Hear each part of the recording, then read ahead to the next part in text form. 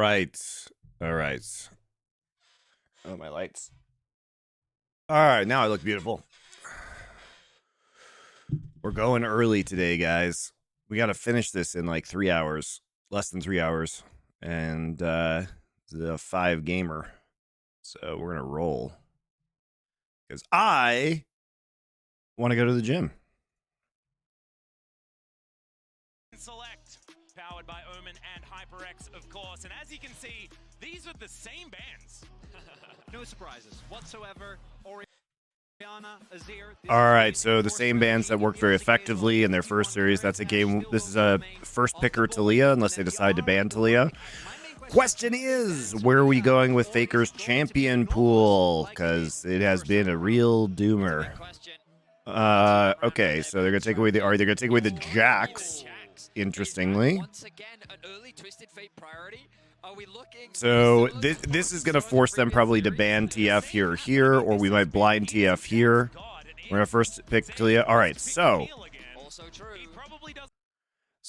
let's talk about this. We could pick Callista Varus here, or we could pick Senna Ornn. I think I like the Callista Varus picks for T1, generally speaking. No, it's going to be set. Oh, right. Because Karyev remembered that maybe he could play Nautilus in that last series. So perhaps T1 can play it again.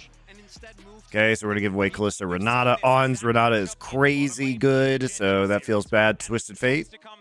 No, we're going to... Why did we ban Jax? Why did we ban Jax if we weren't going to pick Twisted Fate? Like, I get that Bin's good at Jax, but, like, what? We absolutely... So what are we going to... I understand these if we're going to pick Cassante, but I don't understand the Jax ban. Taking away the What? Why are we taking Nidalee away from Owner?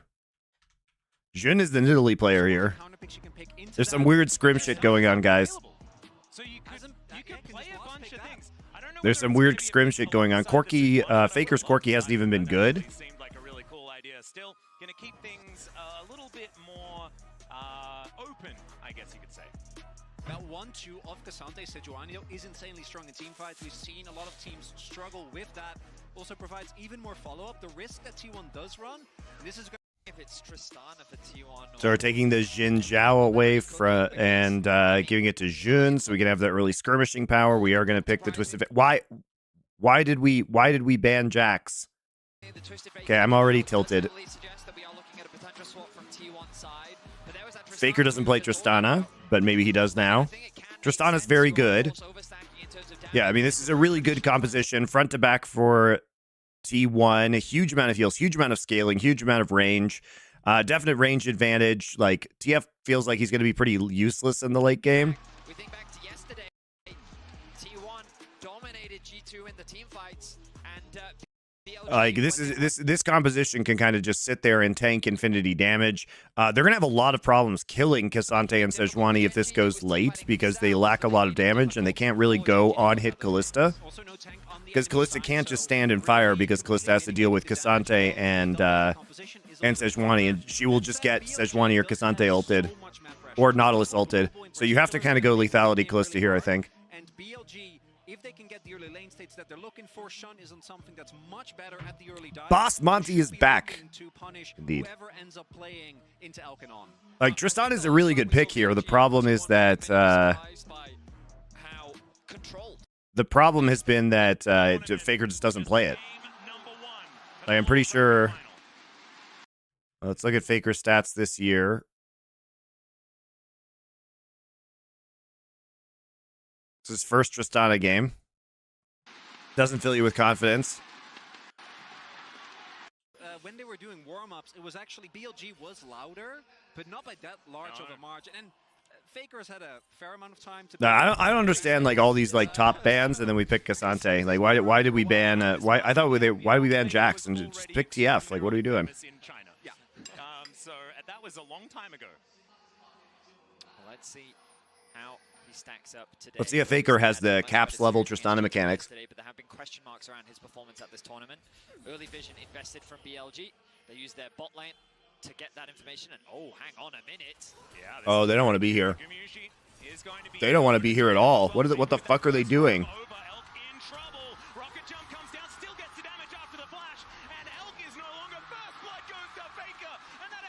It's just free? Vision invested from What kind of whack-ass level 1 is this? how he stacks up today. He obviously had a much better series against G2 But do they yesterday. think the lane Question swap is marks coming around in? his They performance. must. Okay, so they think the lane swap's coming in, guys. So I think this is an adaptation.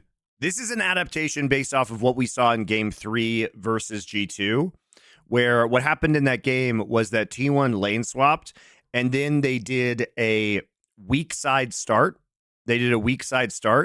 And then if you guys remember, Zeus literally walked across the entire map up into tier 1 when the wave crashed, and Broken Blade TP'd here, and then Zeus took a tower shot and died and gave first blood in the 1v1, but he didn't use TP, right? And so I think what they're doing is they're trying to prevent them from doing that same strat, because BLG is trying to hard call a lane swap, but they don't. They lack the critical information, guys. I mean, they are correct that T1 should be lane swapping. They should be lane swapping out of the TF lane. They should be lane swapping out of the Callista Renata lane. But when you see the Nautilus, you should know, maybe this isn't a lane swap. And if they have started weak side, so I understand why they're trying to do this.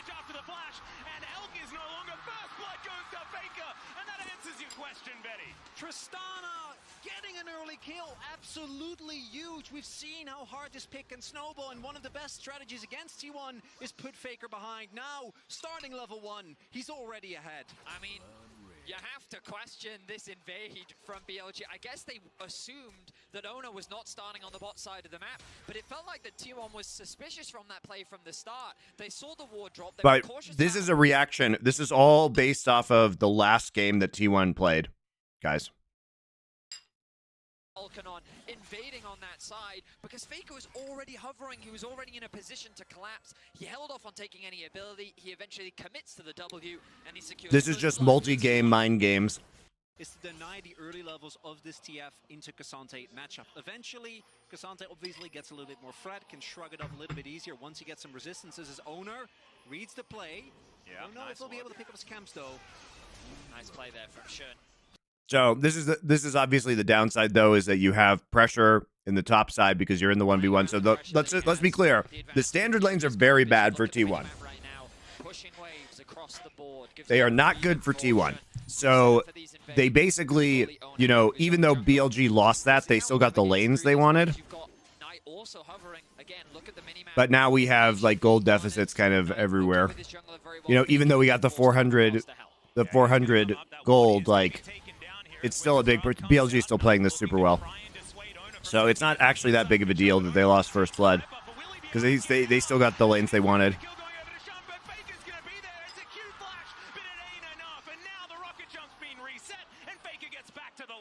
That's a second kill now for the Tristana. Faker hasn't even backed yet, but he is sitting on almost Faker has two kills and double buffs. I understand that the power of Zinza early, you want to try and utilize that, but it takes so long to take. So now they have to actually use this carry. You love the recaps? Yeah, I mean, we do some deep analysis. I mean, nobody on the broadcast is actually saying that, talking about this level 1 being a function of the fact that it's literally a reaction to the level 1 strat they used against G2.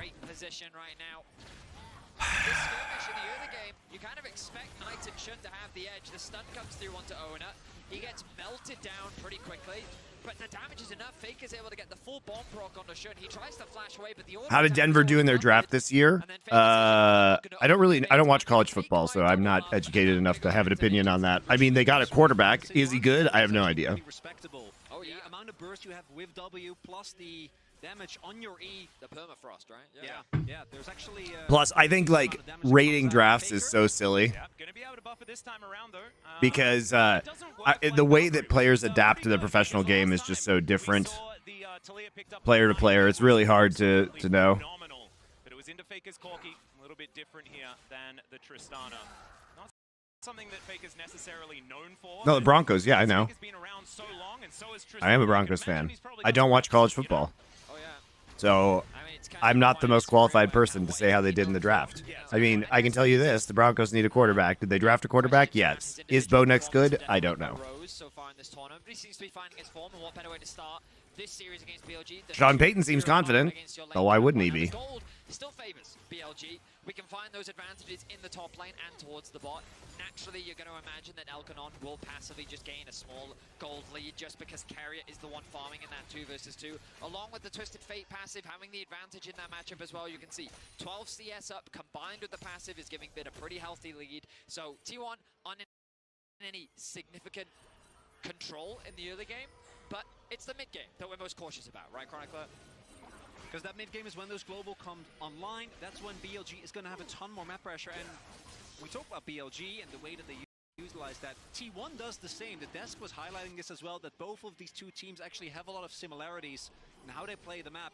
And while in the 2v2, Owner and Faker have been able to do pretty decent, it does mean that Bin has so much space and really gets to push the envelope in this 1v1. And we've seen now the neutral objectives get traded. First grub is going to go over to Owner here. You can see that BLG are moving up to see about a contest, but Gumayushi is Flash going to be used. It should be the 3 of the grubs going over. And I think when you have a Tristana, this is the... There you go. Just leave, just leave, just leave, just leave. Going to be able to grab this before he assaults over the back of the pit. Buster shot, and Flash going to be utilized. Wow, they're really respecting that Destiny. Whoops. And he's going to get thrown back now. The shutdown should come through. Ooh, they give it to Bin. R50 gold shutdown. They only get... They got 3 grubs, though. That's all right. 3 grubs. That's going to set up an apocalyptic fight at the next grubs.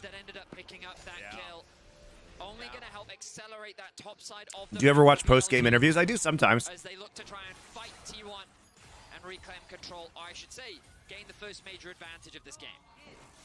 The grubs also feels like more of a denial. I think there's a lot of comps where you get the grubs and they feel like a really good offensive tool. In this case, though, that's not going to be the case as Faker here. The moment... What? I don't even know. Do you think that Tristana can't use grubs offensively? Do you think that this composition can't siege? Because this composition is going to be fucking mega at sieging in the late game. They're going to be almost unstoppable once Tristana gets high level. Because they can just walk on turrets and heal for free. Who's my pick to win MSI? Genji. Now. But we'll see how I think BLG plays today.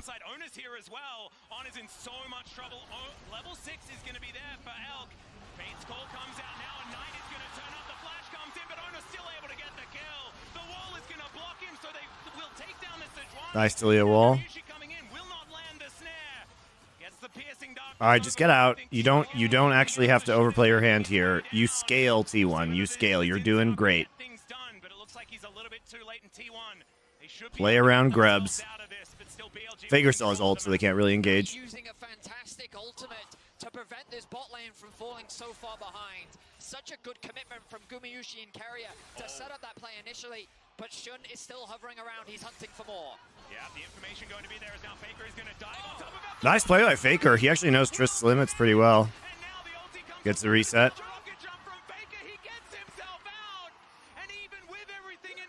Oh. Owner's back up. Oh. No, we're not going to re-engage. Surely. We don't have the damage. With Faker so low, we don't have the damage.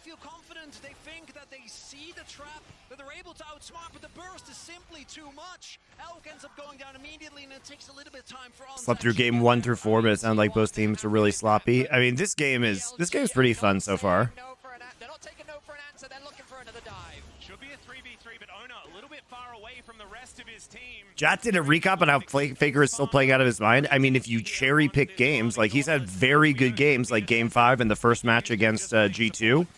But on the whole, he's been pretty lackluster. He's been lackluster in lane. He's been getting caught out a lot. He's had like really high highs, but he's all like his floor and ceiling. He's been like oscillating wildly this tournament. He's like, I think you can only say that if you didn't watch Faker's regular season, which was really good. Like he was so stable in the regular season in LCK, and he just looks a lot more inconsistent here. Like if you just watch that Ahri game versus G2, I mean, he looked amazing. He saved the game in that one, right? But he also has been like, he's been like getting his flash blown at level 1 in lane swaps all the time or dying. It's been rather sloppy in my opinion. giving him a nice lead. In terms of farm, he's a little bit behind that of Knight, but his impact on the map is definitely being felt. We know that Bengi I mean, Guma's probably been their best player, if we're being honest, at this tournament. It's a dive mid. Yes, cleanse. Yeah, there is the ulti. Immediate cleanse does come on through, but I think that's just going to be too much damage. Explosive charge will be able to get it done. As Gumiushi comes down, Knight is looking for Ona, but I think that the Sejuani's going to be able to make it out. Will Zeus be as lucky, though, as the stun card comes through the all-out to try and get him out? As now the Dawning Shadow, as they're looking to turn it. Faker's going to rocket jump in. Okay, gold card down. Nope. Nice knockback from Jhin. Oh, man. Why are we going so hard when we could just be scaling, guys? Why are we opting into the Fiesta? Dude, the BLG wants the Fiesta. They have 2 globals for these skirmishes. It's the jump from Faker getting interrupted. It's the jump for Faker getting interrupted. He has the rocket jump to get over the wall and the buster shot to create that distance. The ultimate He does get interrupted by Q3 from Jhin.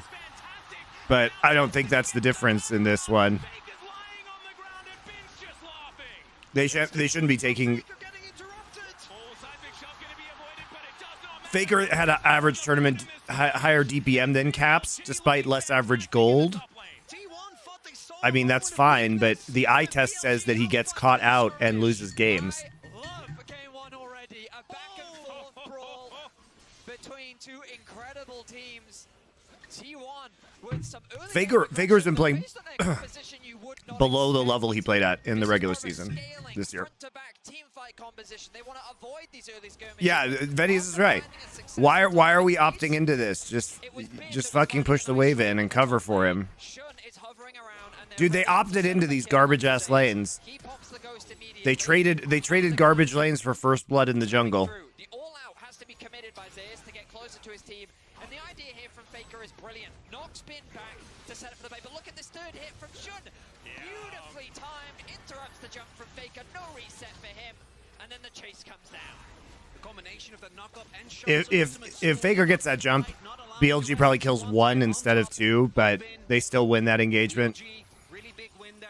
Knight, even without with his ultimate in mid, not Yeah, having done speaking of so football, you know, Russell Wilson had some pretty decent ass stats last year, but if you watched the Broncos games, you would know he was shit. 5 out of the 6 for BLG. Stats don't tell the whole story. 41 have involved those 2 players.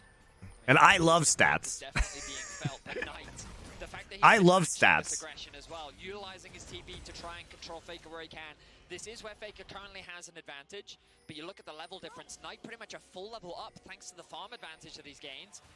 And this is the crazy thing about this series, is it's really bringing us back to the first time we saw these 2 teams, and the fact that Talia just looks so incredibly broken in the hands of both of these players, but right now it's only the example of Knight. I mean, Knight's a Just better looking Talia player than Faker is. on this pick. BLG really off to a great start, but the gold doesn't really tell the true story here of what it feels like in this game, with the advantage that they picked up still. They did get the 4 void grubs is really important for T1 in the late game. By himself and should be able to just pick up all of this farm. League stats are also unfortunately way too fake in comparison to other sports. There's too much context. Yeah, I mean, we'd have to also look at, you know, the champion pools of Faker and Caps. Like, basically, you know, Faker loves playing these late game mages or poke champions, which tend to do a lot more damage. So having a higher DPM, you know, is part of it. But you can actually contextualize them pretty well about who's carrying if you know, right? If you know the game and you combine it with the eye test, I think league stats can be useful. You just have to explain the context. Context is always important to stats, but it's especially important to league stats because it is so champion pool dependent. But it can help you tell the stories about teams if you know what you're doing. Maybe opening up an opportunity for the Herald, but now that's gone. BLG held their nerve, and now it's Shun on the aggression. Have you been invited to the Bridges podcast yet? I don't even know what that is. What is that? He wants to get out of there, but he's going to cancel it as now the threaded volley comes in immediately. There's the buster shot, and now Gumiushi has to flash. Hostile takeover, not going to land onto anyone, but On is still going to be there as he dives forward. They're so incredibly low. Both of the AD carries go down, and Shun gets busted. Gumiushi might Not fully committing to the play, but also... All right, so right here, T1 assumes that they're just going to actually go for the Herald, I believe. But I like how hard BLG is stepping on the gas when they know they're going to get outscaled. So they catch Gumiushi out. Faker decides he's actually going to help. He just ults him away. W over, flash over.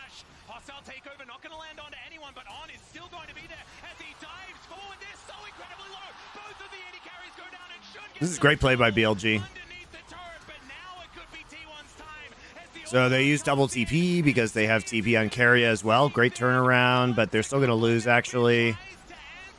The bin is so huge.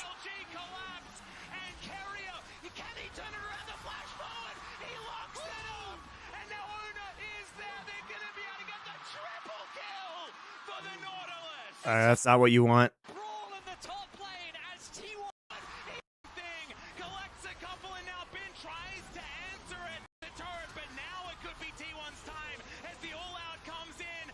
Oh, the Bridges podcast is Destiny's podcast? No, I don't want to be on that shit. I don't want to be on Destiny's fucking politics podcast. Kill me.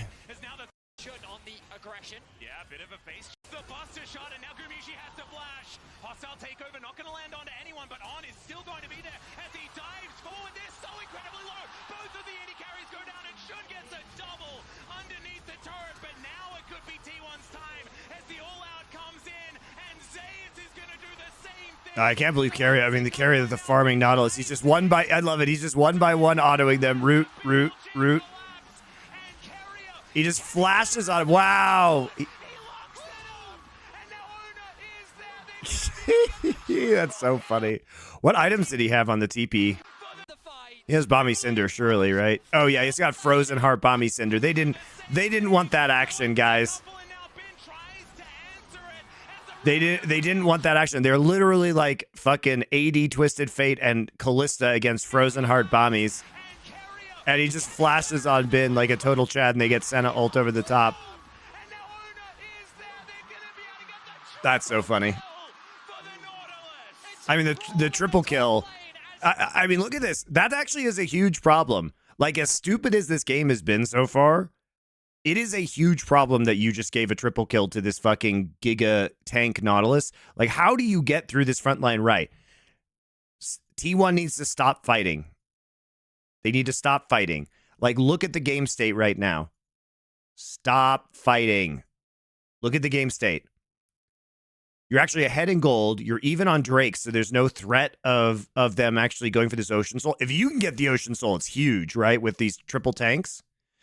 But you just need to stop fighting. You are winning this game. You cannot be killed. This guy is, oh my God, Elk is trying to build on hit. This is terrible. I know you guys think, well, they got all these tanks, so he's got to build on hit. He can't auto. He can't auto in this game. He will just get Nautilus ulted. Or Sejuani ulted or Cassante ulted. He never is going to get autos off. If he's standing in the front line, hopping around, throwing sticks into people, he just gets blown up. Like, this feels such a good, like, because of that fight going the way it did and them actually using the fact that they have TP on support to get an advantage, this is huge. I don't think that BLG can actually kill their front line.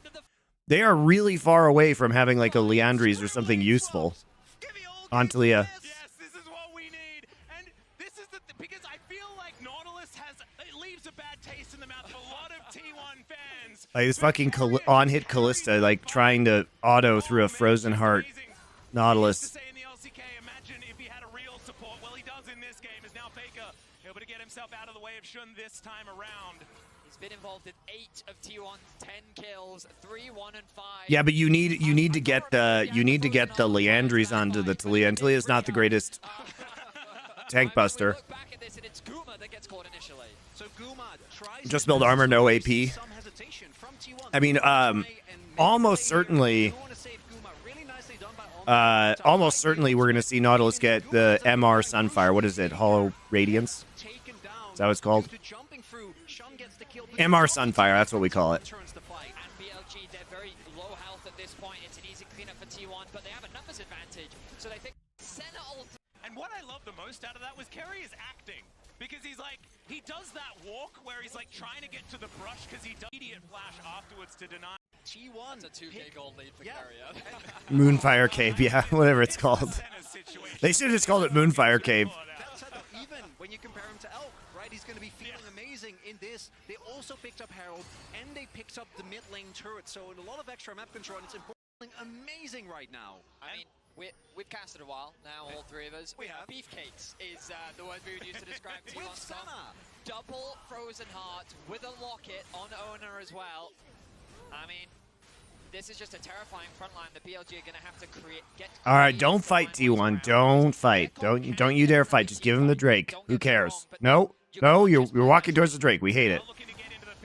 Okay, good. We didn't fight. Great success. Just wait. No. No.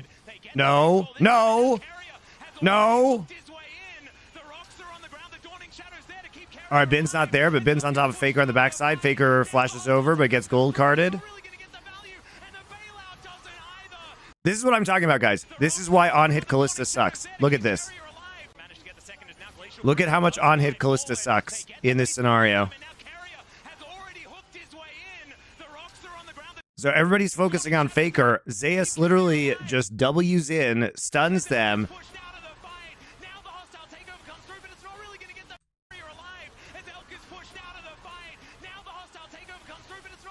Zeus actually just uses his ult to get close to Elk. And then kills Elk, because Elk cannot be... I mean, it's amazing they win this fight. And Faker just the bait, and now he's in the brush. He's trying to get the reset. He gets the reset. Too bad.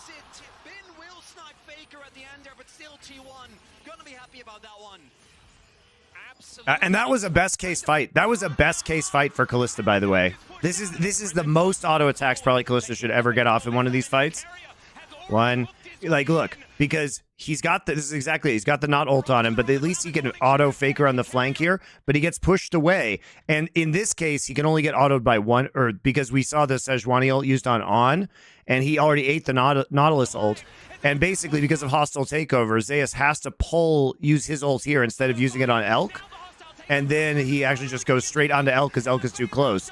And autoing this Cassante is meaningless. Kalista's a piece of shit. Like, I think this is such a good draft for T1. Faker tries here, man. He tries. It's the auto tracks him in midair after he gets the W reset. Absolutely incredible team fight once again from T1. They play it patiently. They take their time. And again, they make the front to back happen. Now, Carrier is the target. Well, he is very, very tanky, as we know. Coming on up, though, we'll see whether they're going to have enough. They're going to invest the teleport to try and make sure they'll get through. I mean, the teleport plays this game have been fun. Gold card is there, and that's a really nice shove. I don't think Carrier's getting out of this one. And that is another kill for Bin. 5-1-1 now on the Twisted Fate. Big shutdown again going over to Bin, and in the side lane, this man is going to remain an absolute menace. Carrier. Okay, Leandri's almost done for night. That's probably going to be a big break point for them. Right? Getting through the tanks. Well, I think that this Twisted Fate might be the answer to it as we have a look at this team fight once again. It doesn't look that bad initially for BLG, but when this TP flank comes in, it kind of ends in disaster because the fight... And Zeus is the big play. I mean, he gets a two-man stun, and then he dodges this Renata ult by using All Out. Look at that. He dodges it, kills Knight, and then he's able to chase. I mean, Zeus is the real hero here. It's getting absolutely melted on one side. The Talia has no one to play around, and T1 can just play behind their tanks while Faker acts as a distraction. Good job from Bin being able to actually...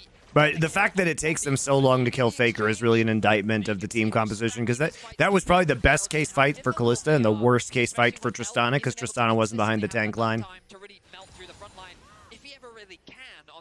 I think lethality Kalista would be even worse. I mean, it's just bad. You have to snowball with Kalista really early in this composition. It's bad either way, but I just think you do actually... Maybe you can do some damage if you throw a Q out onto the right target in lethality, but you actually do no damage with on hit.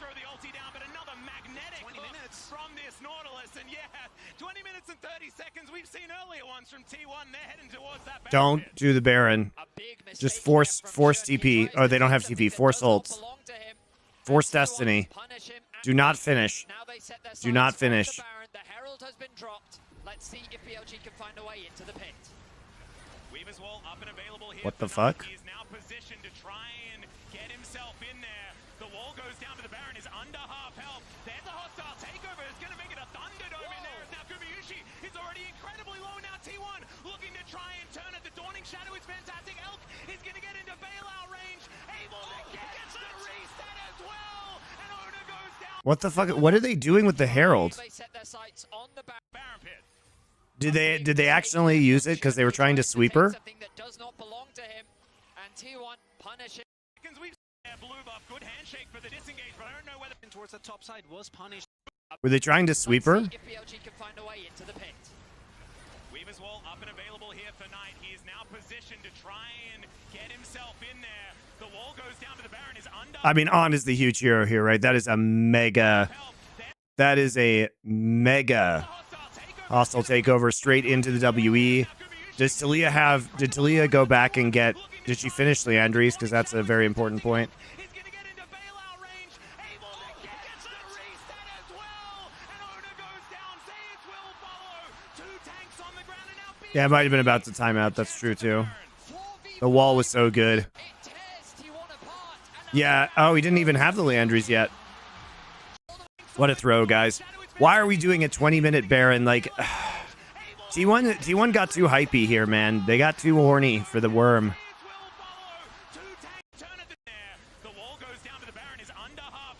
They don't respect the fact that, you know, this is still a lot of damage that can hit them in the pit between the Talia, and it sets them up for such a good Renata ult. I mean, Kalista can't play the game, as you can see, but he does get bailed out.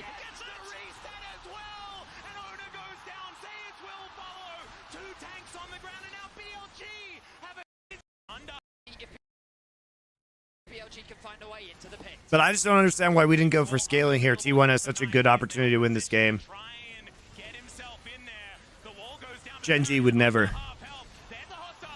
If you can't play scaling, don't play comps like this. Yeah, Tristana and Senna don't do anything. They run around in circles like Senna ults, but they don't actually get any damage down because they're so hurt by the Baron. Because it's a 20-minute Baron. We could have just scaled, guys. We could have just scaled.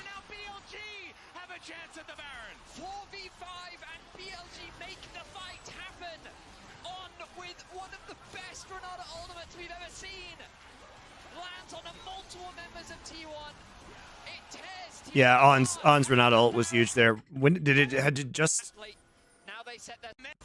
It hadn't come up that. It came up here. 5-4. I mean, you think it's a good angle, right? Because Jhin is dead. But they have Destiny and they have Wall, so basically, like if you think about it, I mean, they have everything but Glacial Prison, right? Which is good. You know, but the fact is that because of Destiny and because of Talia Wall, you can split this up into two different fights. And you also take a huge amount of damage with the hostile takeover and the fact that you're behind Baron. Baron is still shooting you. Gumiyushi just straight up, I mean, Bin throws a gold card at him. He has to cleanse. He then has to flash, and then he takes the wild cards after he flashes. So between that and Baron damage, he's like at 1 HP. Big flank by Bin, but this is, you know, you can break apart this, even if you are a player down, like BLG is, because of the tools that you have with Twisted Fate and Talia, you can make this into a manageable fight. I mean, BLG does it really well. They do it really well.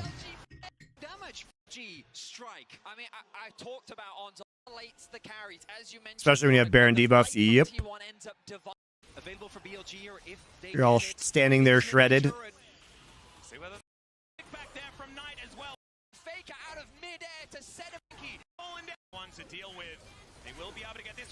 Oh, nice handshake, dude. On is too fucking good at this champion.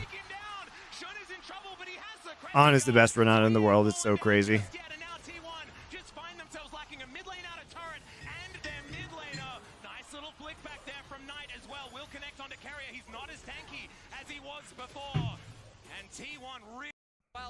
Team fight is 4K. The press is able to move far enough back. Now the wall is going to be deconstructed still. This inner turret's going to fall down, and BLG got exactly what they wanted. 5 turrets now, as before that Baron, it was 2 to 3 on that count, and 4.5k on the Red Bull Baron power play. Just excellent. Has continued as well. It's a respite. the previous BLG couple of series that we've seen from them. Still, obviously, scaling from center and things like that, absolutely fantastic. They have tools, but can they make them work is the question. Owner and Faker off on a flank. It's still hard to kill the front line of T1. Because now maybe T1 thinking they've found an angle, but Shun, deceptively tanky, still has the ultimate. And engaging not there. That is going to be the unstoppable. I can't remember. BLG fighting for what is theirs, which is this top side of the map. Oh, nice range hook onto Elk, but the follow-up, it's not there. That is going to be the unstoppable. Look how annoying Knight is, because he has like 4 circles of worked earth right here. So he's just like chucking out slows. Look at this. Boink. With 1 second cooldowns. Boink. The setup was really good there for Talia. Another wall comes in just to get another inner turret. The Baron has worn off though, so T1 should be able to get through this wave pretty quick. Keep your eyes on mid as well. Look at Bin, keeping constant pressure. T1 look for the fight. T1 are looking at mid as well because they know that they're down a member for now. Fate's Call is all they're going to get for their troubles though. And Bin not even going to invest the Destiny. Maybe he wanted to though, as the all-out does come in. And Zayas in the picture will be able to get the shutdown alongside. Get for their troubles though, and Bin not even going to invest the Destiny. Maybe he wanted to. Bin. Does come in, and Zayas in the picture will be able to get the shutdown alongside. Faker TP'd for that though. T1 with an opportunity to fight back as they look for the rest of Bin. Don't really have an angle. Still Minutes. This is the game. Uses the all out, and while BLG is Bin has his eyes set on the split push, it's a good idea. He knows he has a 2-level advantage over Zayas, but he stacks up the Intofos, gets the knockback, uses the all out, and while BLG is disengaging on the top side, it's Faker who finds the flank to help. You're not sure it really does anything though. The important Baron that's wants in 20 seconds time. Yeah, this is absolutely massive. I do need to apologize for commentating that like it was a solo kill, but I'm glad in the replay we discovered that it kind of was right now. But speaking of inventories, Knight is starting to put pages in the book, it. 6 stacks on the match. This man is feeling confident. And he should. His zone control has been so pivotal for BLG, and we're starting to see as well that in a lot of these fights, even though we keep talking about T1's great front to back, trying to do that into Renata and Talia is actually quite hard. There is so much zone control there, and the engages from carry have got to be great, but it's always On and Shun stepping forward, and On can be pulled back by the Fate's Call, and Shun, he's a Zinzao. Now it's the fight for the mid wave. But BLG might just fight for this anyway. No, their goal is to push this in. Audacious Charge does get Shun in there, but it's a good buffer on the dredge line. Still he's going to get snared. Not going to get pushed back. Nice ult though. Nice ult onto Bin from Owner. All right, no. Just let Jin ult go. No! Why are we just let Shun go, guys? He just wait till his ult time's out and you win this fight. Oh my god, Bin with these like tiny little destinies has been crushing it. Oh my god, dude, Bin. He plays this so well. It's Faker jumping in though. He disrespects the destiny. And Knight actually just flashing on him too. Ah! Faker could have flashed. By the way, Faker could have flashed this. Get a flash right here. Why? Why are we chasing Xin Zhao? Why did he jump in? Why didn't he flash?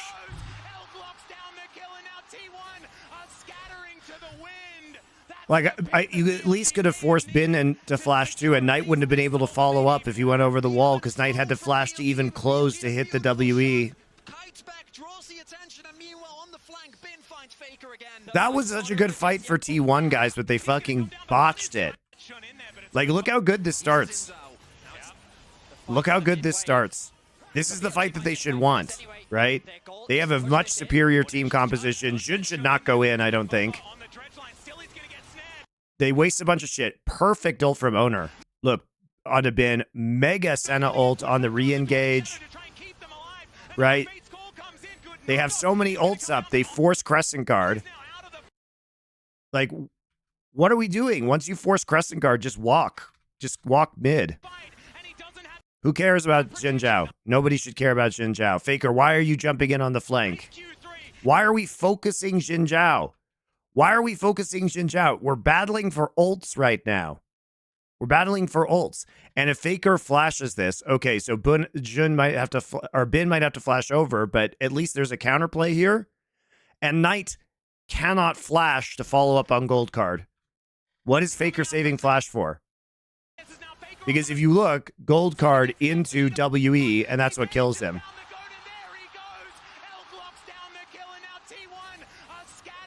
Well, good thing they chased that Jin Zhao, because they definitely got the kill onto him. Fucking hell, man. Now you give up soul. The ebb and flow from BLG, the beautiful shun. Kites back, draws the attention, and meanwhile on the flank, Bin finds Yep, Jun mind controlled them. Beautiful mind control from Jun to make them chase him while he was in his ult and invulnerable.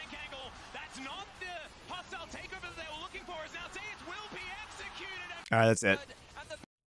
Wow, what a disappointing game from T1. Dude, they got lost in the sauce, man. They got lost in the sauce. They played into BLG style. Oh, that was so winnable. Me that they had to go through another game after their previous series to realize that maybe we should get rid of Talia again. In game 1 in the best of 5, are we heading towards like no, it's Kalista. We can't front to back team fight. We can't scale. So Faker's gonna ban Tristana. Talia? All right, we left the interesting gamble. This is a super interesting gamble from BLG. So they're banning the Senna, and they're leaving the Talia up, but they're also leaving the Ashe up. And Ashe, I agree, is the higher priority pick. Oh, Talia's banned. I'm dumb. They're leaving the Ashe up. So apparently they're confident enough in Faker's champion pool right now that they're going to ban Ahri and Talia, and they're going to go ahead and take the Ashe. So this should be Ashe Varus. Nope, they're taking Kalista Varus away. This is great from BLG. I love it. Ashe Draven, that's very annoying to deal with. They've done this before. Sejuani taken early. They're going to take Nico in the mid lane, which is a Knight classic. Knight's probably the best Nico player in the world. Did Trist ever have a proper fight behind the front line? No. But they could have. They could have just gone to Baron. They could have just blown all their ults and walked over to Baron and then forced a fight. How can you not identify this might be Kalista top?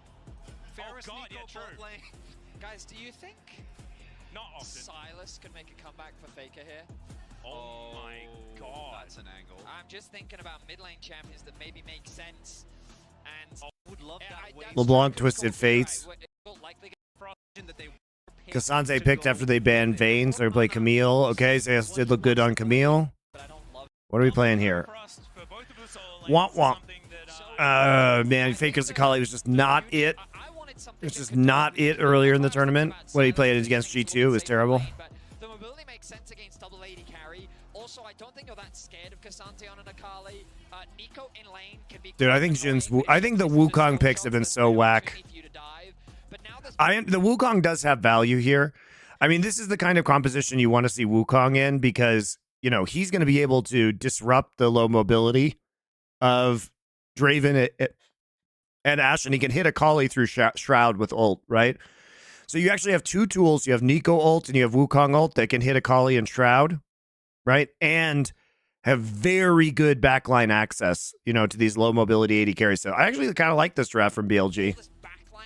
On the side of T1 that can just make their dive threat very serious. But the pick potential from T1 and the single target potential is huge. So if we get a sloppy ass skirmish game like last game, T1's definitely going to be in an advantage. Range composition into Wukong Nico. That double combo knockup is so the thing is that BLG's comp range is super low outside of Varus, right? tough to deal with. But it's not like the T1 has super long range, but having the Draven with a rapid fire cannon eye edge is like... Catches anyone that isn't Bin, they're going to die in seconds. But it goes the same way, so again, I expect to see both teams fight extremely aggressively early to get leads inside. I think the 1-3-1, the 1-4 for T1 though, that is going to be hard to answer. The thing that I absolutely love about this from BLG though is but this could be a very good if we see a game similar to last time where T1 gets a lot of skirmishes, then this comp should be good for them. I'm trying in any case. Early control is the name of the game. It felt like last time they didn't have as much damage as... Oh, speaking of damage, the snare even hits Faker. Big flash there from Carrier, but on. He's making his way in the flash over from out. What's with these fucking level ones? Nothing. Oh, speaking Of T1. In any case, early control is the name of the game. So they're pinging it, last time they but didn't they have face check it anyway. Dive on the side of T1. In any case, So the volley doesn't hit, so he doesn't know that nobody's in there. He doesn't ward it, he just face checks it. Oh, speaking of damage, the snare even hits Faker. Big flash there from Carrier. Okay. He's making his way in the flash over from out. The first blood comes in, nothing Gumushi can do about it, and BLG will walk away with first blood. Absolute disaster there. He's making his way. name of the game. It felt like last time they Doesn't Ash live if Draven uses the other ability? You have to take... even hits Faker. Big flash there from Carrier, but on. No, you can't take his like move. You can't take his bump at level 1. You would just lose your level 1s. So no, you can't do that. You need to be aggressive in this lane at level 1. Trying to cancel the backs. Can he get it? Oh, he might be able to do so. There it is. Oh my god. Answer it is Huge plays. get a bit of damage down, but that is a very early and pretty unnecessary cash in. But he might be able to do so. There it is with first blood. Absolute disaster there. He's making Who put the ward down? The game. it felt like last time they didn't have as much damage as. Oh, speaking of damage, this. I mean, the fact that they get the double root too is so crazy. It felt like last Look at time this they didn't root have as from much Knight. damage as- Oh, It's like the max range double root. Faker. Big flash there from Oh, Carrier puts it down while he's on the escape. His way in the flash over from out. The first blood comes in, nothing Gumushi can do about it, and BLG will walk away with first blood. Absolute disaster there. Carry out face checks even with flash and barrier. You're not going to get out. Guma trying to cancel the backs. Can he get it? Oh, he might be able to do so. There it is. He's going to be able to answer. It is now on. Trying to get a bit of damage down, but that is a very early and pretty unnecessary cash in. But still, he's going to He get got it. 40. What a silly level 1. Yeah. That is basically an extra point. Blue side was And I 5-0 think today. lots of picks as Well, for him. So but I was not all told, guys, that there is no successful for advantage to side T1. selection if you are coming in from the winner's bracket. It's really a shame that there's no advantage to side selection. BLG going to That's- swap that here sucks. to Zeus. I think as soon as he spots that, they've mostly been using the Camille as a tool to apply map pressure. We'll know now, hasn't leveled anything yet. See if he's able to stay within XP range, but gonna be very, very tough. Do know though, without summoners, we'll see. Maybe there's a possibility here for Owner to pay some early attention. Has been. Yeah, Carrier just shooting him as he does press his ghost button. Gumushi going to make his way over, and of course, been understanding that he is not on the strong side of the map. Faker getting pressured out of this mid lane. Is using Beryl's Ash skin while he face checks at level 1. It's absolutely beautiful. That is what he would have wanted, and now also, he is trying to bully them away from these mercs. Dude, I fucking love the way T1 plays Ash at level 1. Like, outside, I mean, obviously, that was not a great play to face check, but it did come back around. But the amount of disruption you could do at level 1, like, annoying in lane, annoying in the lane swaps. Like, T1 played this beautifully against FlyQuest when FlyQuest was stupid enough to give them Ash, where Carrier just went mid and just harassed the shit out of Jensen, and then they won the skirmish in their topside jungle when FlyQuest invaded level 1.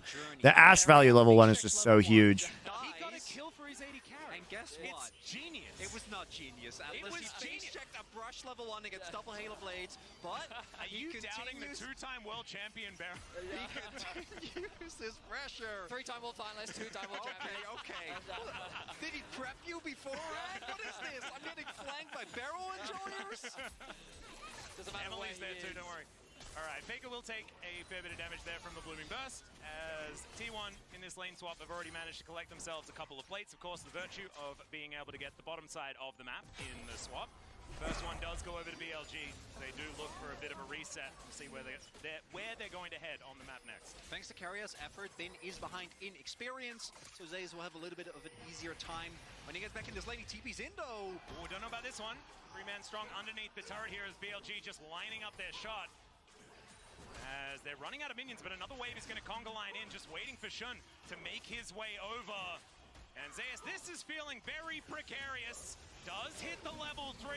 Now the tactical sweep comes in as he's not quite finding it. There's a hook shot and he manages to get on top of On. It doesn't matter though, he just gets out of turret range. And that is going to be the kill. And now Knight. It's all right. The punishment on Knight will be severe. Frost is going to be there though, as now Knight has run out of cooldowns. Shun, can he make his way in to try and answer this? Shape Splitter comes through and Ona says nope. I'm going to be able to grab that one, so it's a 1-for-1 on either sides of the map. Crucially there's 4 members available for BLG, so they have a really, really nice number of people to juggle the aggro. Well, Carry and Guma just working their way through this turret. 4 plates now. I mean, we look at the overall that's being put down onto Faker, and there's no one that can really assist Knight, because as you rightly said, 4 members are being committed on the top side.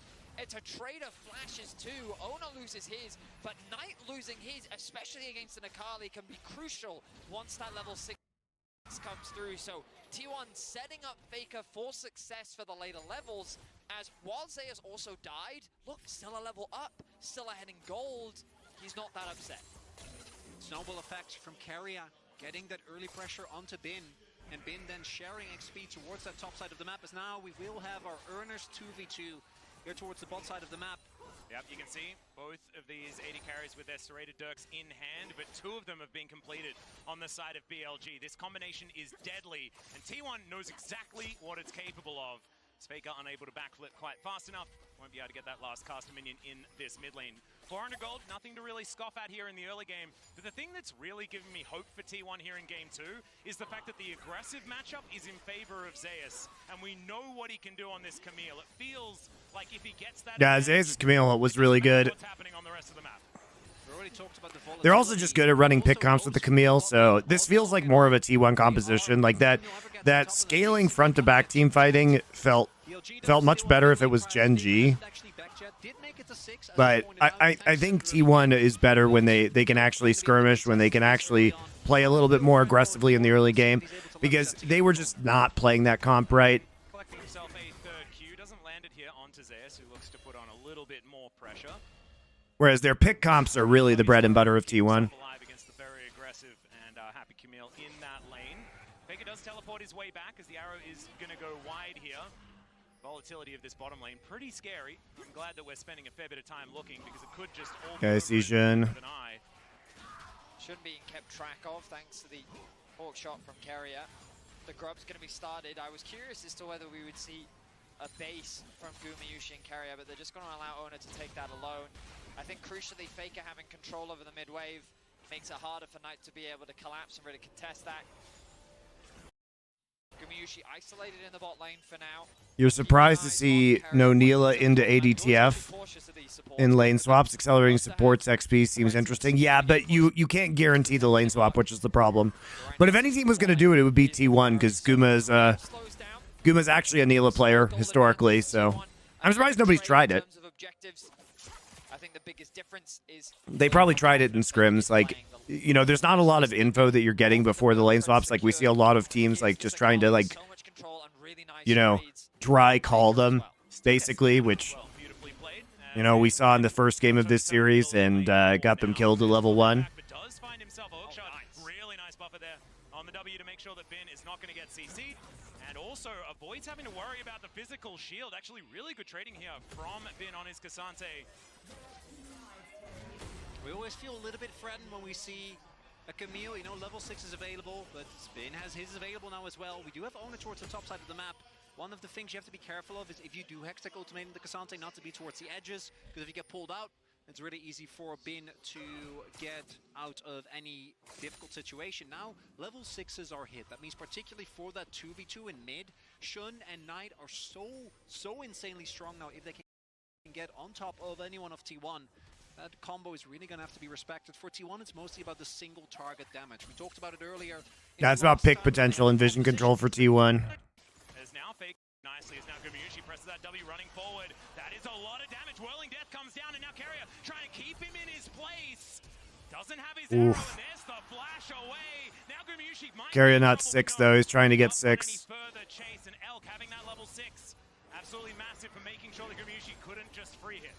The Mid laners would love to get involved as well, but Faker keeping the pressure up. Oh, he hit 6 off the wave. This is so good by T1, guys. So they zone them off the wave. Remember, On is not level 6 yet. So right here, Carius is like, power farm for 6. Let's go. He hit 6 off the next minion. He's got one more. There he goes, level 6 off that last one. And then immediate combo. Oh my god, and he cashes in. Huge play by Keria.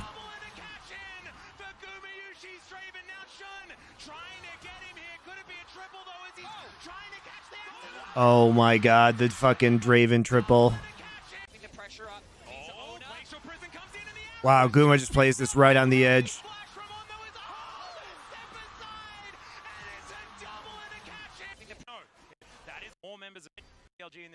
All right, guys, we're going to tick a talk. You ready?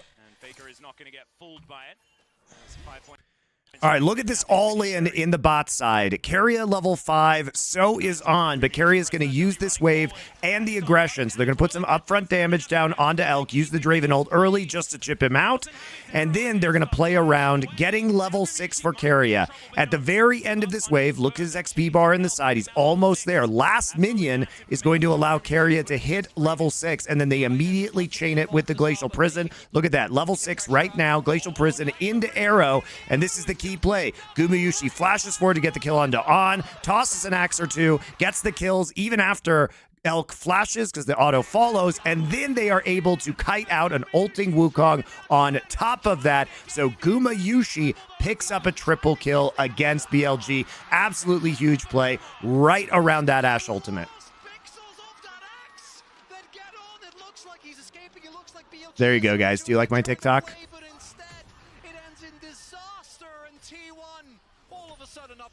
Gold. I mean, how did T1 do it with those blinking HP bars so many times? Keep your eyes on Keria. Level 5, level 6. The chain CC, but that doesn't actually get the kill. It's Kuma that flashes in. Dude, I actually really like the fact that they used the Draven ult early here. Underrated, I think. Hey, you don't have to go on TikTok. It's on YouTube Shorts. It's on Instagram Reels. It's everywhere. You know what? My Instagram Reels actually do better than my TikToks, interestingly. I mean, both are doing very well, but it's actually fucking bonkers how well my Instagram Reels do. When he debuted in the LCK regional finals, Guma pulled out his Draven, right? There was a lot of talk about this guy coming in. This time around, it's a couple years later, but still we're seeing why T1 is prioritizing it, why they are trusting him on this pick. Arrow's coming out here. Is now Ona looking for more. Welling Death comes in. It's the volley. Because you have an older audience, i.e. me, no TikTok, uses Insta. Old people use TikTok too. TikTok is used by like 50% of Americans, guys. Talk more about TikToks in the game. It's okay, you can leave. You only get complaints if you're a paying customer. TF touched. You just come here freeloading and then complain. Fuck you. All right, so Knight's going to try and make its TP play here. They're trying to deny the wave. All right, they see the TP coming in.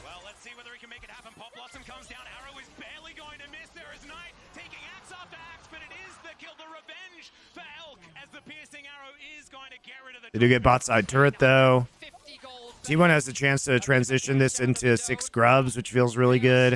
4K gold behind, but the dragon will be secured as T1 have to turn their attention towards the mid lane tower. I say that Ona still hovers. All right, second Drake, though, at 11 minutes is very good. So there is a Drake stacking angle here. BLG might be able to force 5v5s. Yeah, this is ludicrous. Now, it is Yeah, paying with my time seems like a good deal to me. I mean, it's great for you. It's not a good deal for me, let's be clear. More people are going to be fighting each other because you can get to the battle a whole lot quicker. You may argue about hex gates, but at least this way you can just always run real fast. I love that. I'm glad that you're here to defend the Cloud. So I've been trying to do so in your absence as well. But Betty actually pointed out to me, and we got to talk about this. Very apt for Draven. Hubris purchased here for Gumayushi. So if you don't know what it does, which makes sense because it's barely ever picked. All right, so we got the one Void Grub for... Oh, we got 6 up now for T1. Not that they have a super good split pushing comp or anything, but they are very good just as a team at using this, generally speaking. And they've got another minute in order to get plates off, and Goom is fucking enormous. At least they have Camille. I mean, the Camille Akali split could be good, but the Akalis just felt really useless at this tournament. Like, I have yet to see the mind-blowing Akali game, you know what I mean? Like, Cream didn't play well on it, Faker didn't play well on it. As a Banguster, I would like to issue a formal complaint. Too many people complain about TikTok in chat. The TikTok jokes are fun. I'm sorry, guys. I gotta make those TikToks. So we try and make it fun for you. I'm trying to make it fun for you, but it's good promotion for me. It was very hard for Faker to really find an impact in this game, but this time around, he's controlled Knight well. He's had impact. And we're about efficiency here. We get the TikToks in while we do the live review. Also, for those of you watching the live part, I mean, it is a good summary of what happens, and you get to watch cool plays again with crisp commentary. So it's not so bad. Yeah, that's not a bad move. One of the values of experience is knowing when not to fight. And T1, they're going to take their time for now. They have the gold lead, they have the kill lead. They have their eyes set on the Herald. Now alive, Carrier waiting for his AD carry to return to lane. I mean, Chovy has been a good Akali. When does Crisp show up? Well, hopefully at Worlds, now that Weibo has Tarzan. So there's a Camille, and that to me is the big difference maker. Obviously, you'd rather have Camille go for the backline, but the added... I mean, I don't like TikTok and Instagram either, guys, but, you know... I don't get to choose where people watch content, unfortunately. I wish I had that power. Beautifully there in the river. I was just trying to get a crab. Did it hit the deke underneath this turret? Does have a cannon that he probably wants to pick up here as now Faker comes on over. Gets a little bit of damage down, and look at these grubs. Stage play. Objective's not going to be spawning for a little while. Herald available for owner. He can just drop this mid if he wants to. Ice and Dan, so that Monty can't say I'm here without paying. Thank you for your Twitch Prime stuff. I appreciate it. All right, you may... Ice and Dan, you may have a complaint now. I give you one complaint. Not wanting to fight this one just yet, as you can see, just trying to get away from these Qs. Landing in some pot shots. Oh, actually, CS dodged the... Well, look at that. He dodges the Q3 by using his ult. He dodges the Q3 by using his ult. Beautifully played by Zeus. He actually doesn't need Faker there. Faker turns up just to cheerlead his top laner. A solo kill for Zeus over Bin. A beautiful outplay, utilizing the ultimate to sidestep the knockup into the stun, into the execution. T1 are on form here in game 2. Guys, I actually really dislike social media. One of the funnier things about me is that I didn't even have a smartphone. I didn't even have a smartphone until like well after I graduated college. I think my first smartphone was like the iPhone 4 or iPhone 5. I had a flip phone because I just didn't want to get distracted by it all the time. I didn't even have a Twitter account until I started doing work with MLG. And I realized it was important for me as a caster to have one. But I've never been a fan of social media. I don't even tweet very much anymore. I have literally never tweeted about my stream since I started doing it regularly. It's probably a mistake, but... Look how low Zeus is. Might have been enough to get the kill. Absolutely. Beautifully played. You can see now posturing around this dragon that has spawned. 2 already in the back pocket of BLG, wanting to get to that soul point if they can. And Knight will get himself over. Was disguised as shown for a moment there. As you can see, yep, it is just Zeus trying to take down this top inner turret. So soul point should go. GG in your account started for originally. Just good game. It was just like a lot of people had GG because they couldn't get their in esports because they couldn't get the actual handles. Like, that's why I have that's why my handle's still GG MonteCristo on Instagram and TikTok.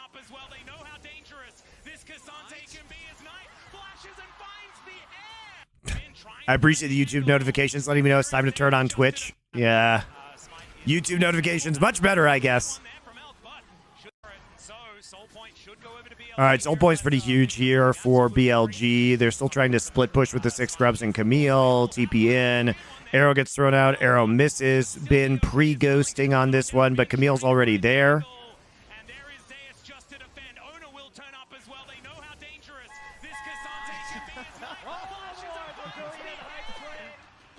Thank you, Kazmern, for your Twitch Prime sub. You may have one complaint as well.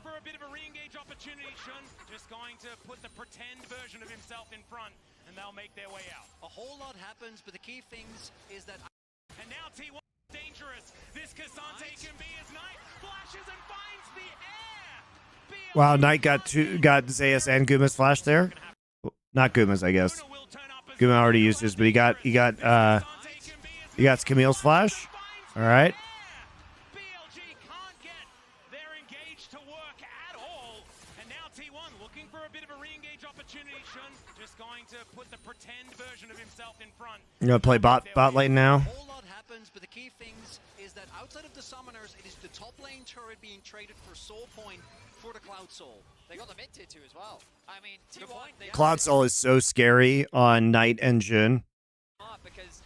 So scary. Pretty scary on Varus too. But on Jun, it's fucking terrifying. Given Atlas got this, does it mean he doesn't get grand finals tomorrow? I don't know. Maybe they changed it up, guys, because I saw that Medic was leaving.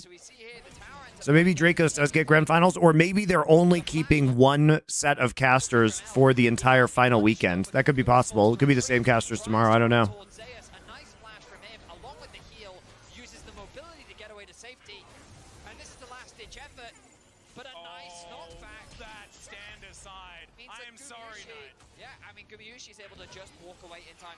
Yeah, Sandside was really good there. As part of foreplay, I watched the controversial Thomas Crown affair, and it became my guilty pleasure. Hell yeah, me too, man. I got fucking roasted. Even though the thing that's annoying about foreplay is it is funny though. I admit it's probably entertaining for you guys. Is that Thorne and Richard like roasted me for that, even though I didn't ever claim it was a good movie. All I said was it was my guilty pleasure. You know what I mean? And like they roast me like I think it's the greatest movie of all time. Meanwhile, Richard doesn't get roasted for Fright Night. Whatever. I just get ganged up on by the Brits.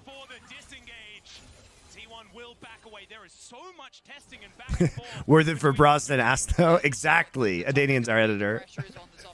Primarily in lane, like you hover, or in side lanes that someone is behind you. In situations like that, both teams are just kind of trying to burn summoner spells for the upcoming objective, right? Baron in about 25 seconds. Maybe if they can get a flash out now, they can set that up for another play later. But the nerves of steel, in particular BLG... Meanwhile, Thorin doesn't get roasted for picking sneakers in that same arc. Dashing in, threatening all kinds of possibilities. Outrageous, if you ask me. He doesn't have flash, but he doesn't cleanse at any point. And they almost turned the fight in their favor. Incredible patience from both sides. Mine are the Fast and Furious movies. Yeah, Doa loves those too. The only Fast and Furious movie I've ever seen was Tokyo Drift, which was pretty entertaining. Are BLG favorites for tomorrow? Nah, I think you have to say Gen G's favorites because BLG is not playing super well right now, and Gen G beat them the last time. And dude, everybody gets baited by Callisto ult. It's fucking crazy. This time around, there is a price being paid, though. No cleanse for Elk. He is very low, and the Fate's Call is used. We'll see if T1 want to use this to try and pressure more. But then he planned to build Edge of Night, so he puts that together, which is kind of a cleanse. It's the very first. We need a Gen G to win. We need Chovy's like international dominance arc to start. That's the latest. That's the latest plot line in League of Legends that we need is Chovy as international final boss. And they do this. They move into your jungle and they start to look for picks, and it's just a suffocating effect. Earlier it was a 7k gold lead, and look at how it slowly begins to build. It's not that much significantly different, but you can feel the pressure starting to mount for BLG as they are being suffocated out more and more. The Knight could fill that role too. Hell no. Is gonna keep fishing, keep fishing. and then go for that Baron. They need to get the objective to actually crack open the base, and in about 45 seconds, thank you for pointing it out, Vedi. Chovy already took a fat dump on Knight this tournament. I don't think you want to give over Soul Point to picks like the Cassandra and the Wukong, most notably, but realistically, with the gold lead T1 have, BLG should be able to step up, but you see T1 still respecting. Educators, Max, you are a connoisseur. That is Here, the T1 backline needs to stay safe, and same for the BLG. Tries to zone Zeus away from it. The Dragon started by BLG, and here we go. Faker pushes in mid. Yeah, the Drake down to almost 75% health. Owner gonna walk on over, and you can see BLG. They just want to get themselves the team fight as Knight. Shape splits himself just to try and scout out these brushes, and Zeus still stalwart, standing his ground, will now move out. Nice chunk from the Draven ult. Oh my god, the poke is just so brutal. BLG needs to pull the trigger, man. It's such a good flank. Like, they're just pinching them. They're pincering them with Akali and Camille right now. Ult goes in. Jhin has to use clone. He doesn't have clone now.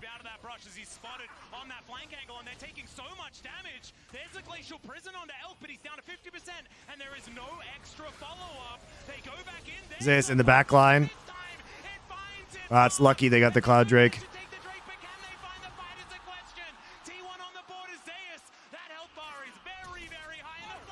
Faker? What the fuck, Faker?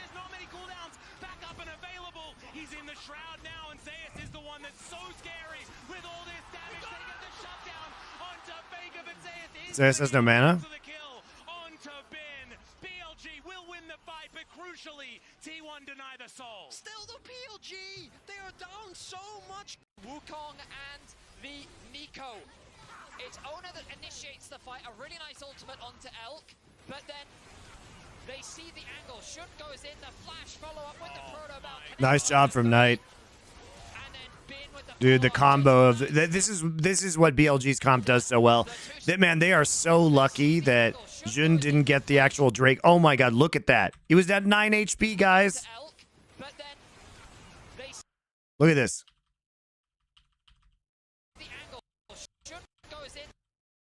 It was at 9 HP.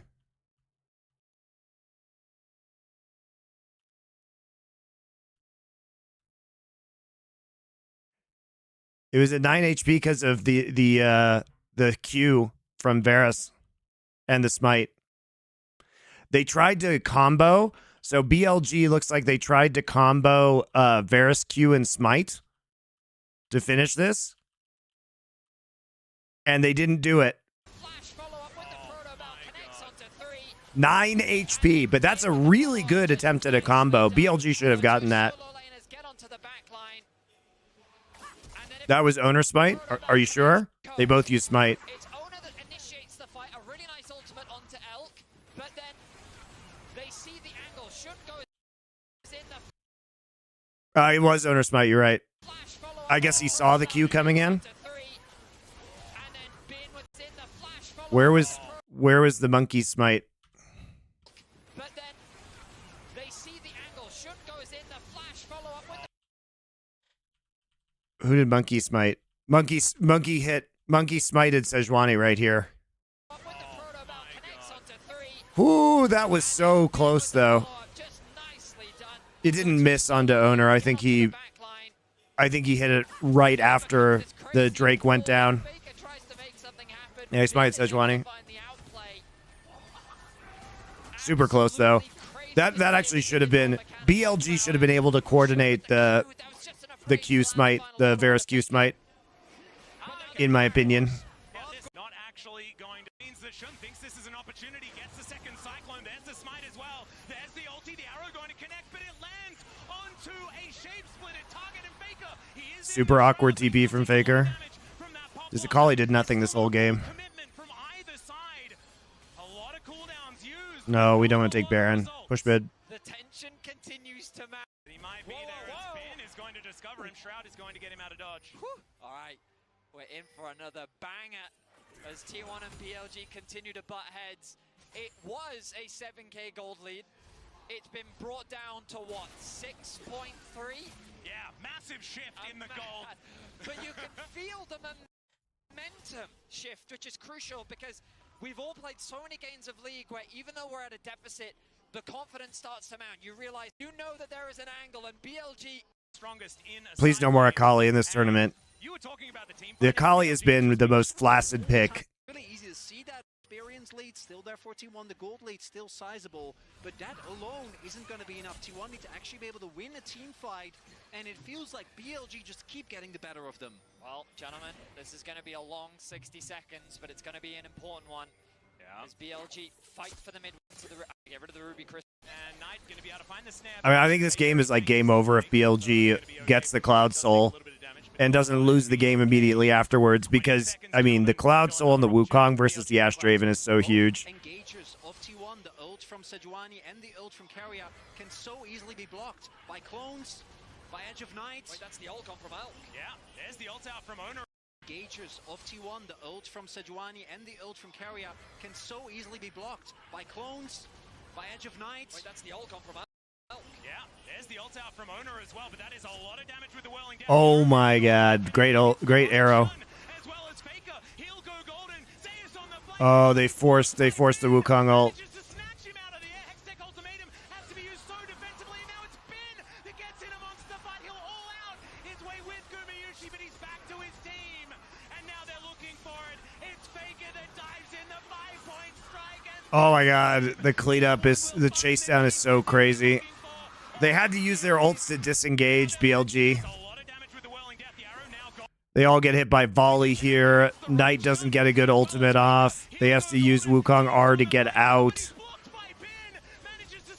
The volleys are so huge on this chase down.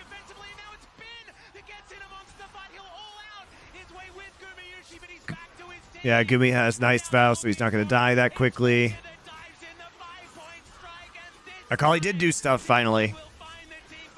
I don't think this is a good champion, but you know what? Crazy game. I'm not really a fan of this series so far, guys. Feels really sloppy.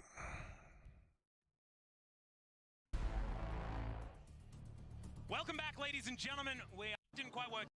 He's allowed to have fun, Chronicler. What, is this Reverso Worlds? What the fuck?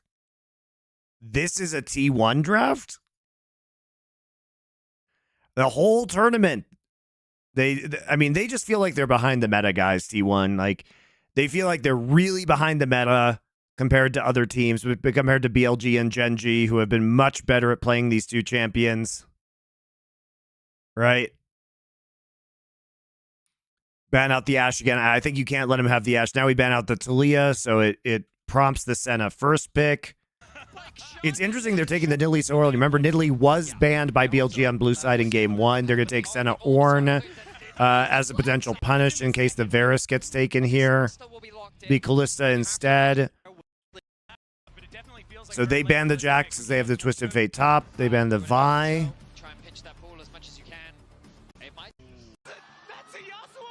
All right, so we are going to play the Yasuo into the top. They just, look, T1 has just become every other team at this tournament. They've become G2. They've become Gen G. So you can't pick Sejuani here because there's a Nidalee, so we pick Xin Zhao instead. Oh my god, okay. In really hard on the guys, even when we were behind, our team fights were so What are we insanely blinding? good. Now, That's an Annie. Knight's Annie is something we have seen What? before. All right, so they're playing a pick composition, I guess. This comp is super weird, guys. This comp is super weird. They don't have a traditional really big carry. So you're relying on Senna and Twisted Fate damage output. Feels super weird. Now, what are we going to play here? Here's MSI. He won it. Okay, like this is a champion. We can't play Ori. It would be great to play Ori with Yasuo, right? What can we play that actually sets up Yasuo? Because they can set up Yasuo with Kalista ult. They can set up Yasuo with Nautilus ult. Range composition from T1. I mean, aside from the Nidalee. And I guess What? the lethality. Wait. Oh my god, T1. Faker. Oh, we getting Yasuo. This is Faker's first mid-Zac game ever. They just turned into G2. Hang on a second. Let me They're playing Yasuo top Zac mid. They're just G2. for a second, shall I? Because is he putting getting another one on the Oh board. my Just God. wait a They're second. just G2. Surely he's... No, I don't think so. Is this his first ever It's his first ever mid-Zach game. Only Caps has done this, guys. As far as my eyes are concerned. Oh my God. Yes. G1. They've turned into G1. A blob. Zach is just Galio event. If only they had Rek'Sai jungle. Yeah, Rek'Sai jungle would actually go super hard here. So I guess we're just having engaged mid laners and all the damage comes from top lane. But look at this, guys. I mean, outside of Nidalee, your range is so low. I don't know. This feels super weird from T1. Wasn't fantastic.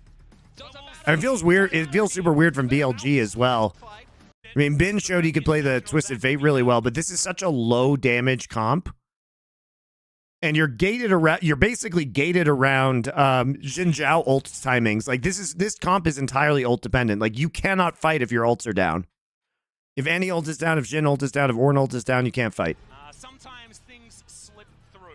Apologies. So we got a little ahead of ourselves. I think the problem is Ow. Faker had it changed back and it went straight back into the champion pool. Don't you even worry about it. yeah, My of goodness. course. All right, so let's kind of. Oh, it's camo, calm down. camouflage Zach as well, because of course it's Faker. He's playing the base skin. So I will say, if you run lethality, they're not running lethality Callisto. Okay, fine. So like, I was gonna Ow. say this. Same is true with G1 though. Nah, you can still engage with Zac and Nautilus even if you don't have ults. You had lethality Callisto. What? That's the flash forward the hook. He's going to land as well as the spear knight is ignited, and then we'll just. That's pretty bad actually. I mean, even though you have Hex Flash, Callisto. That's the flash forward. it's a nice max range spear, but they just don't have the sufficient damage to kill the Annie. The level 1s have been wild this series. I mean, I guess, but he's also going to burn his pot. Like, I'm shocked that they thought that they would have enough damage to be able to make that work.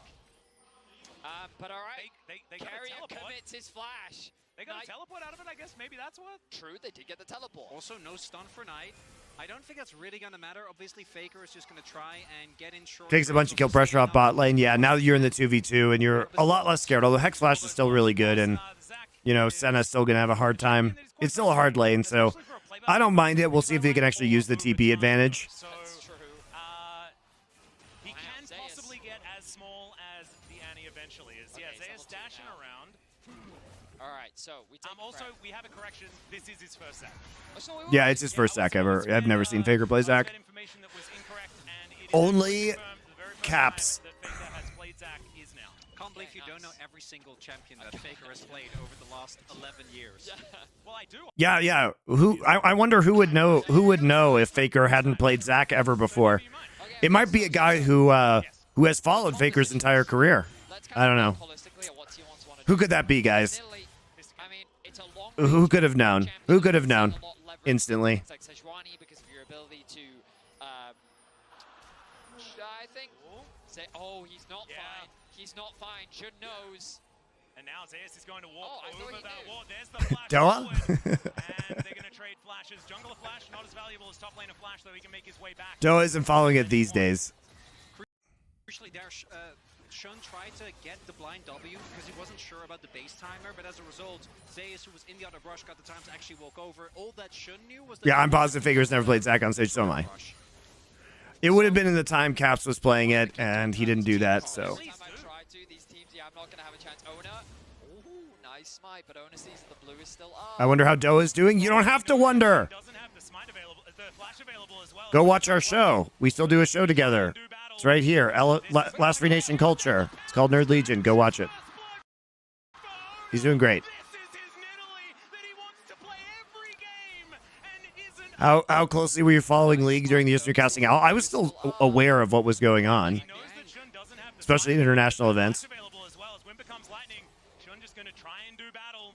But this is not the You guys also, I was only casting Overwatch League for 2 years, and then I left. So it was only 2 years that I was actually full-time casting Overwatch League. And then I pieced out to Flashpoint.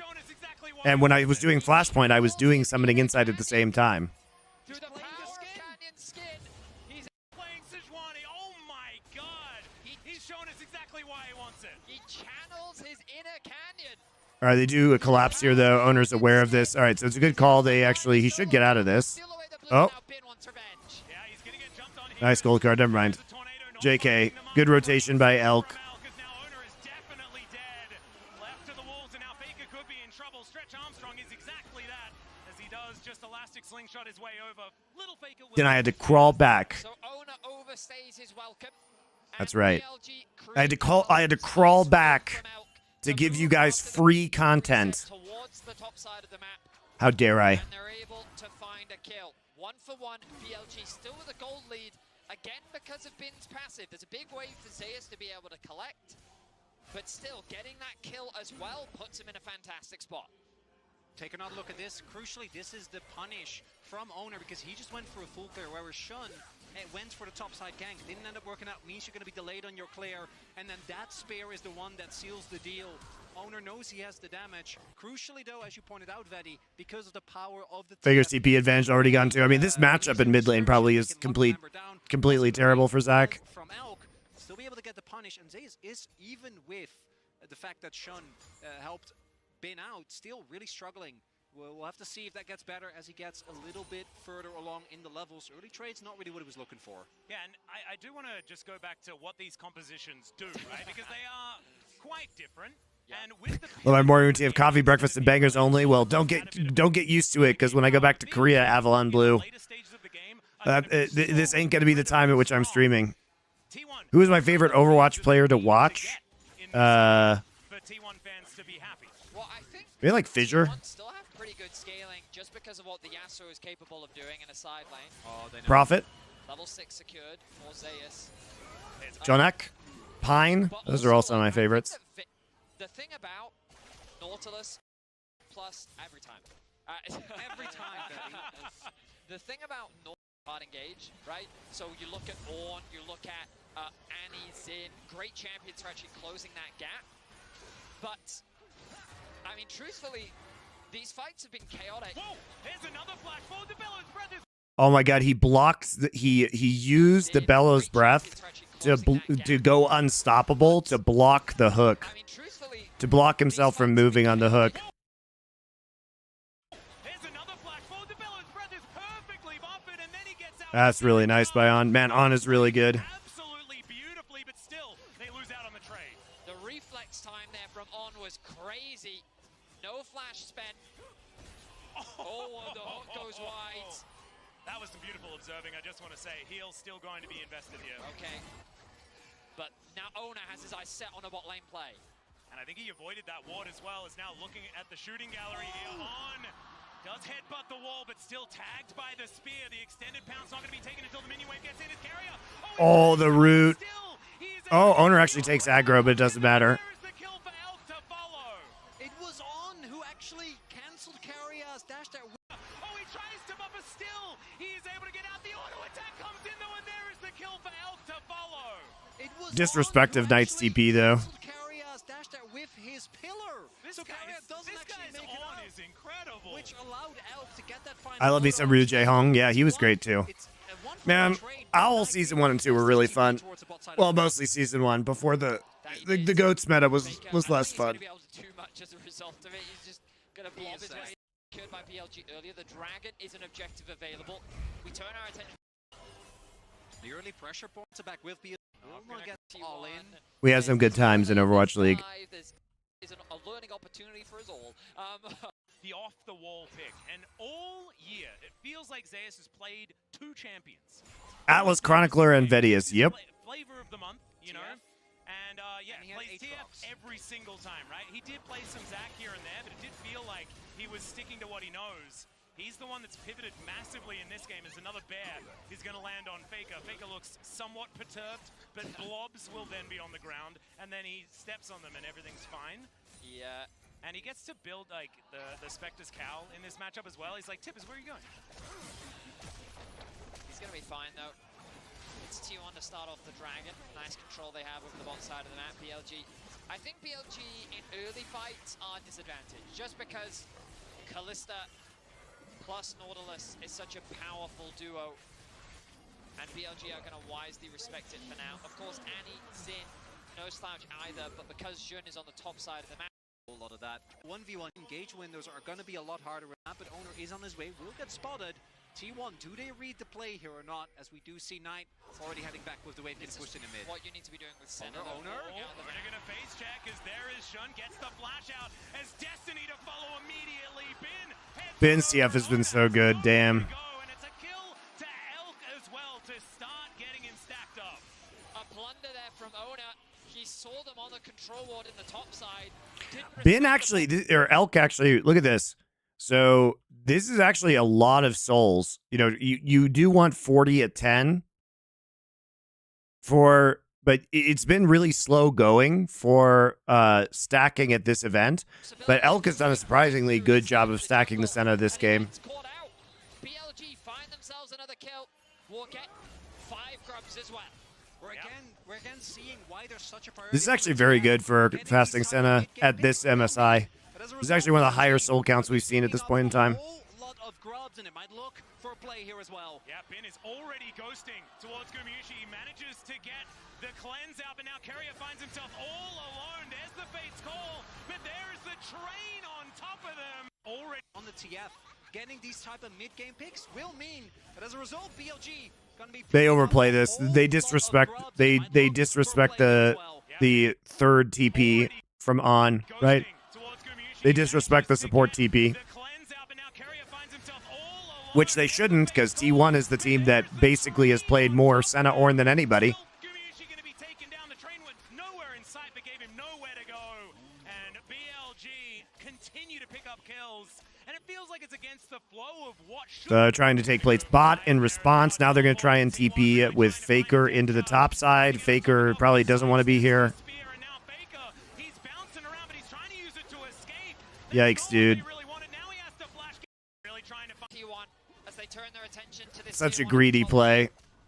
Like, your whole composition is based off of wombo combos with Yasuo. teleport in. T1 really trying to find a depth charge. And you're just coming in here. You don't even have an AD carry here yet. You're too early. Like, Guma's not here. How do you kill these guys? You have no damage. Now he has to flash, gets under the You have to poke them down first with the Italy in order for that to work. It's such a terrible TP. That's first Tower Blood as well, and that is a big gold lead. Zeus is on the other end of the map, and he doesn't have his teleport available. BLG playing as a unit. I've seen this Yasuo before, Chronicler. T1 should not be fighting 5v5 teamfight compositions. Should not be playing these. These are not good for them. in the top lane.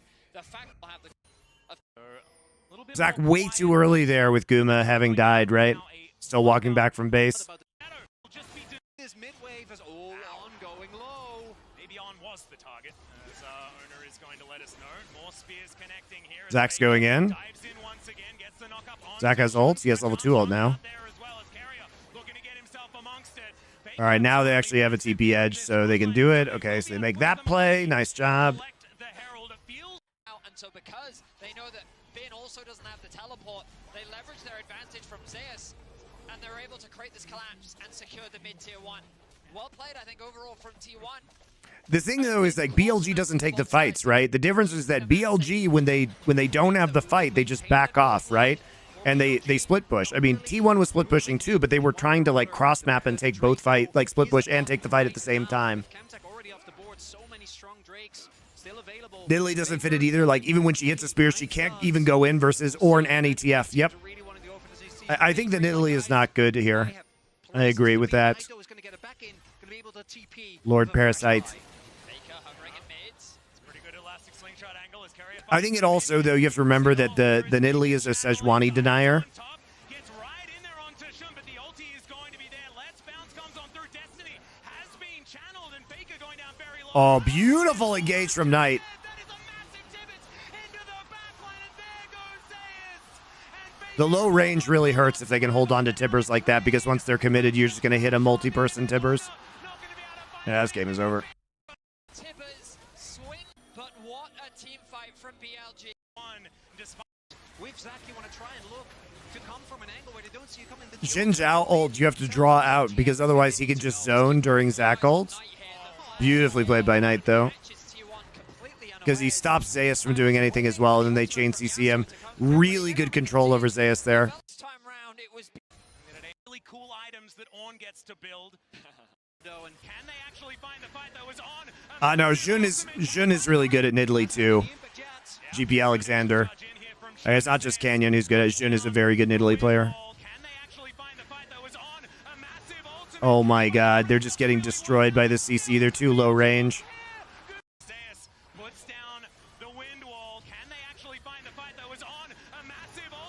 Oh, so they get the hook onto Knight, and Zeus just ults one person. There's never any like actual womboing or comboing that occurs here.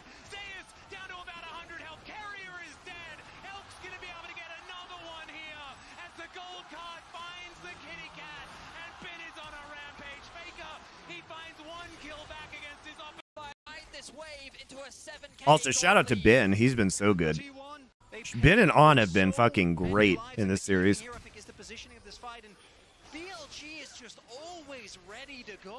Like, look at this. So, Keria triggers Yasuo by getting a hook onto Knight, right? Because Knight still has ult, so they try and burst him, so Yasuo goes in. But the Senna ult, just too much. Oh, Knight actually had already dumped ult. There's no point when Knight has already dumped ult. Because he dumps ult.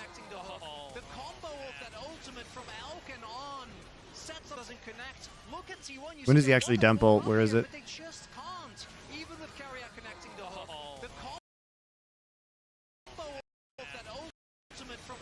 Yeah, he drops it right there to kill Guma. Help kill Guma.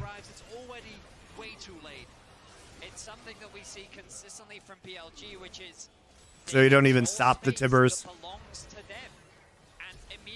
Bleh.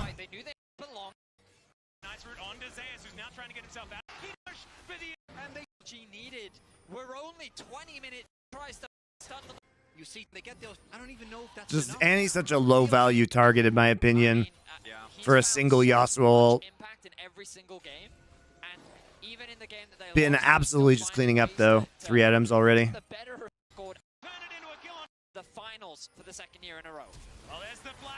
Dude, the pick potential is so gross. Just flash bear. Oh my god, they get 2 kills here. Huge pick comp.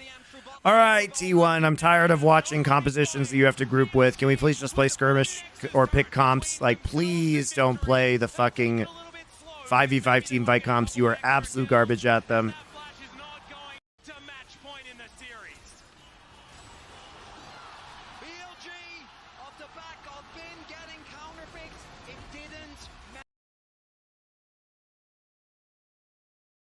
That was very badly done by T1. Game 1 was very badly played by T1 as well. All right, guys, I gotta go to the bathroom, grab more coffee, and then we'll be back with the last 2 games. I have 1 hour before I need to go to the gym.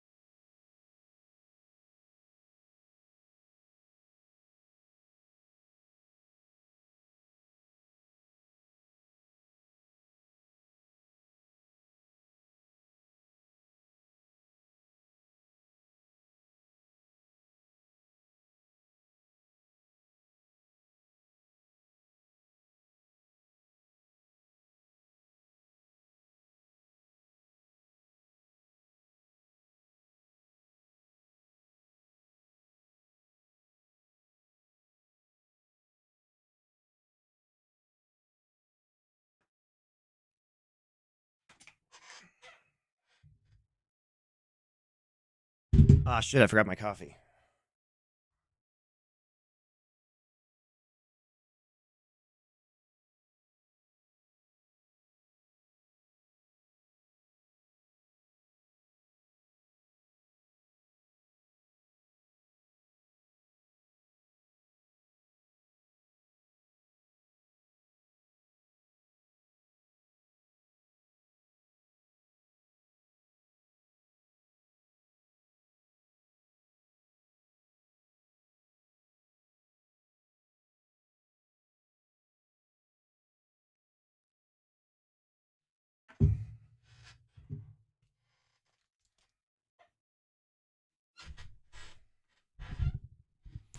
That's a good question. Why has broadcast been late to pick ban every single game, guys?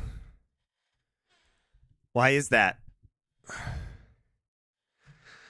Why are we? What the fuck is this? An hour till you gang some unsuspecting Muay Thai fighters? Yeah. I'm gonna go spar today. I think Vetty had it right earlier when he was talking about Bin and how he has warped. That, honestly, this is a great trap set up by T1. And now that I've been in Colorado for 2 weeks, hopefully, like, I'm not dying from the altitude.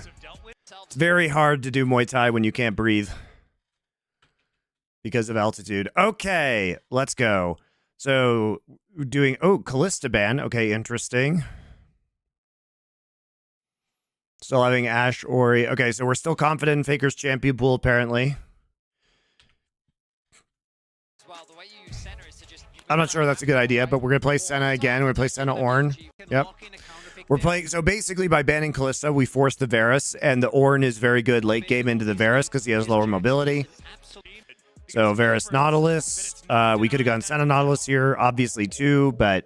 they took it away in the first round of the draft, so now we're going into a Viego reset comp, which at least has better pick potential, but I'm still a little bit leery because T1 hasn't been good in the 5v5s. They're going to ban Jax now, yep.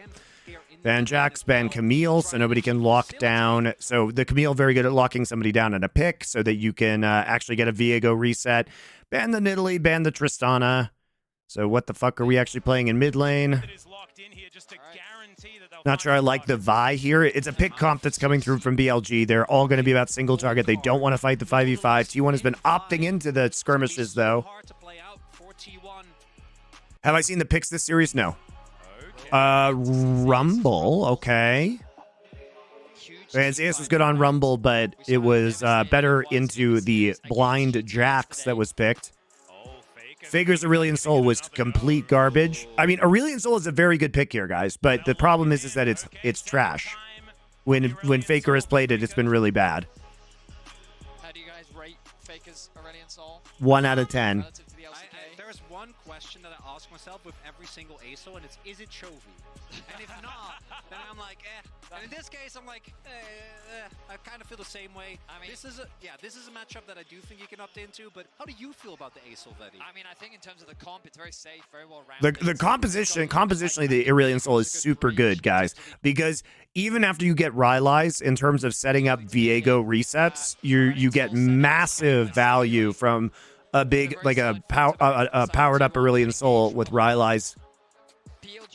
It's really strong. I don't like Veigar because I just think it doesn't work.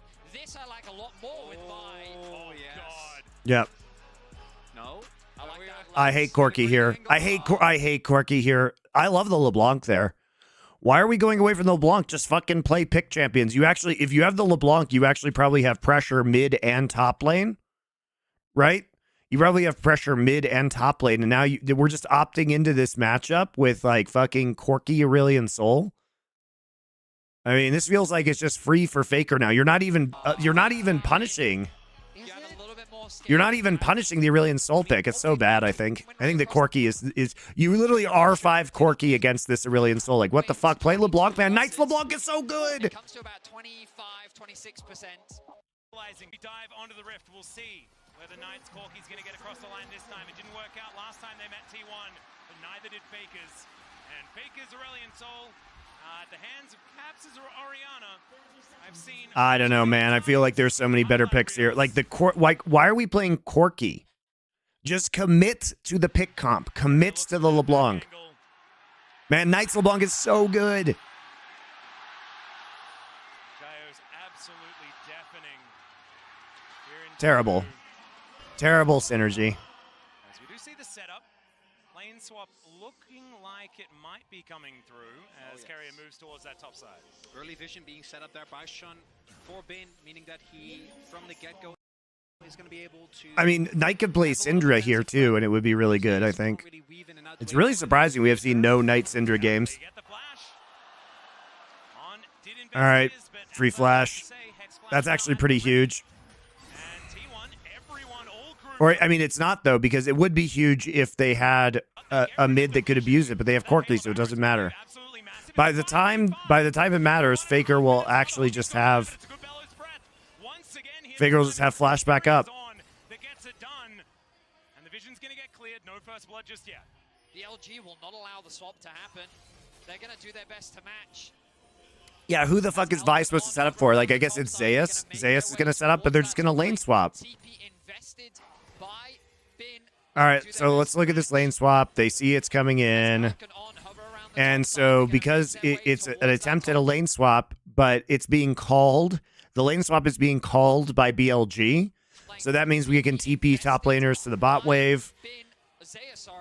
But remember, Bin, this is actually a very good play by T1. Bin is playing Twisted Fate, so he has no TP. So he has to make a play on Faker instead, but they have no kill pressure because they have fucking Corki. So it's actually a pretty good scenario here. Guma's in mid lane just to support Faker because he doesn't have flash.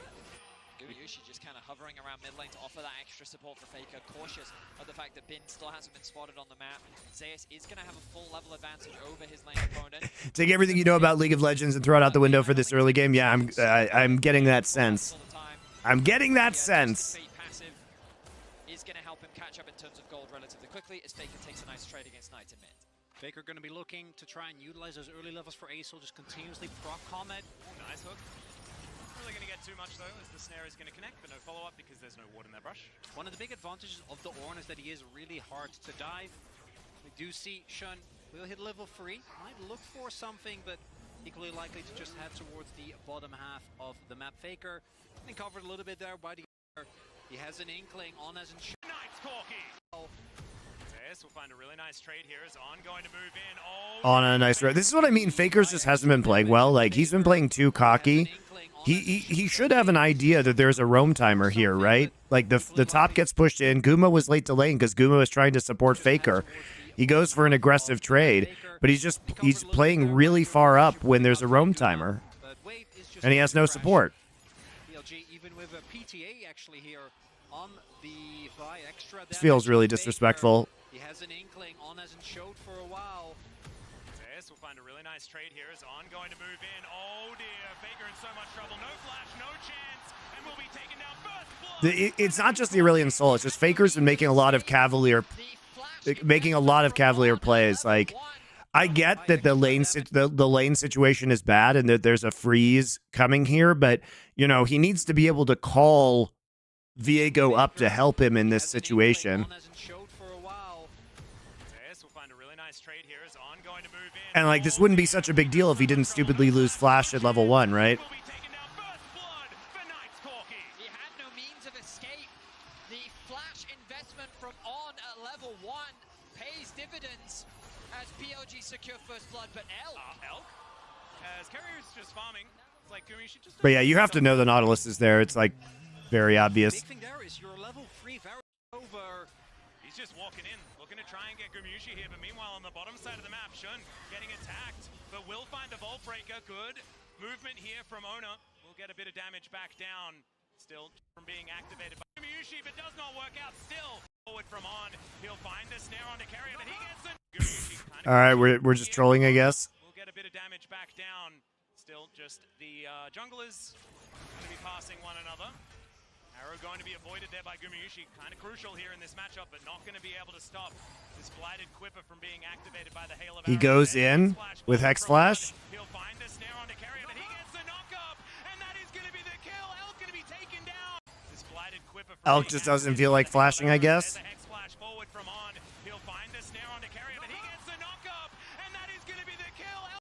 Even though Guma misses the root.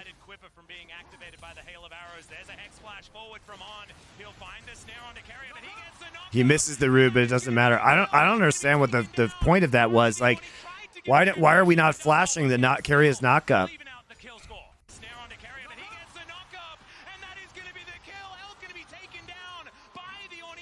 How weird. Like, they wanted to hex flash into this. What the fuck?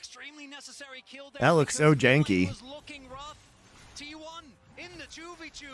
Find the outplay. BLG biting off a little bit more than they can chew. Yeah, Elkanon were the ones to try and force that fight. And overstepping their bounds, a really nice combo from Keria comes out.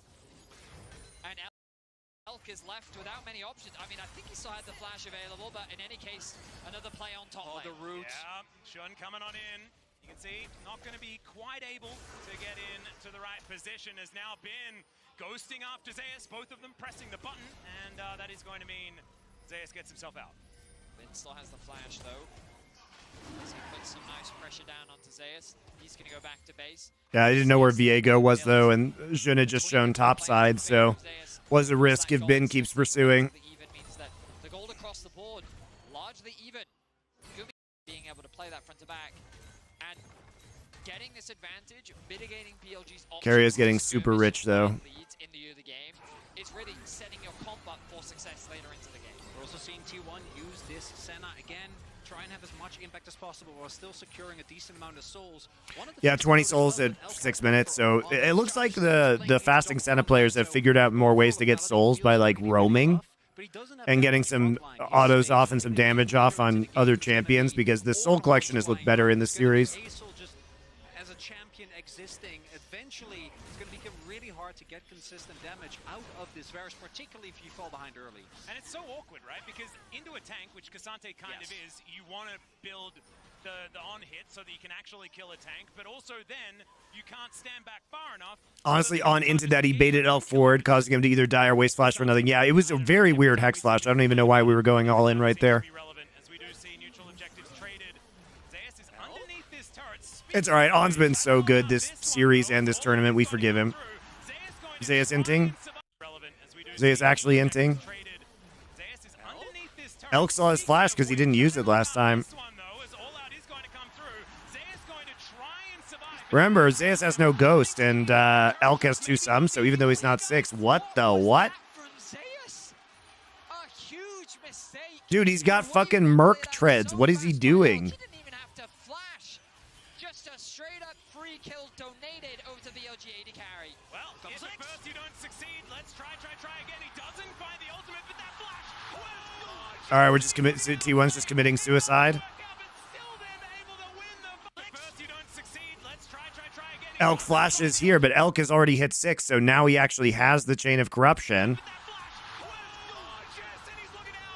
And Faker's just like a little bit behind the play again. Like the coordination from T1 is just like a couple seconds late every time. At match point, T1 tried to execute a dive. Zeus just dies to the turret. The rest just at the right time, On is able to arrive too.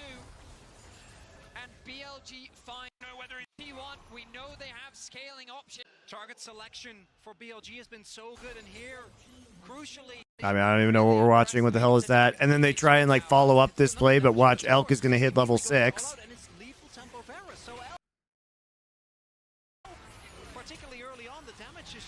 Great flash though. He still has that flash. Elk plays this really well. I mean, credit to him, but so he dodges the Spectral Maw, keeps dealing damage to Guma, and then On is already there.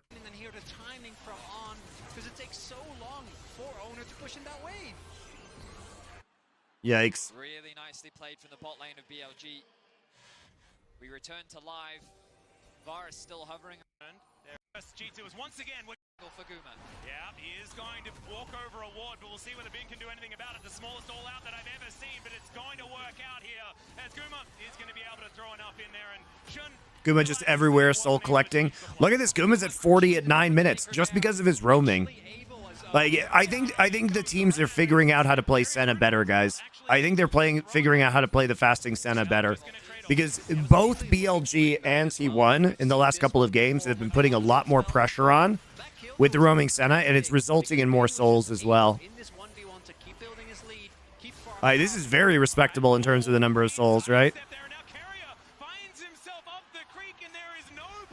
But those of you who have been watching the Senna this whole tournament, you can see a pretty clear difference in the way that Senna's getting played now in this series as opposed to in previous series. Buy Boots of Swiftness, just run around.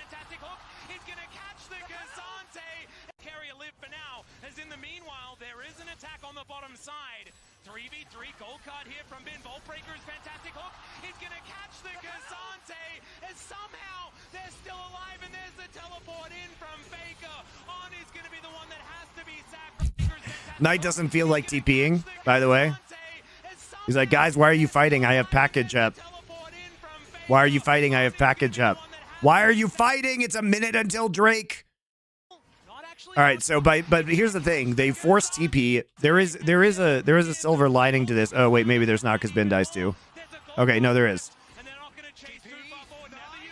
Knight has package.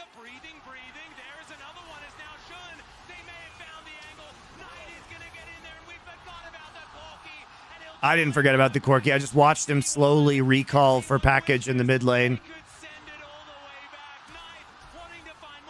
Oh! Oh! Oh, what? What's that hitbox? How does he dodge those? Okay, he doesn't dodge them all. Whew.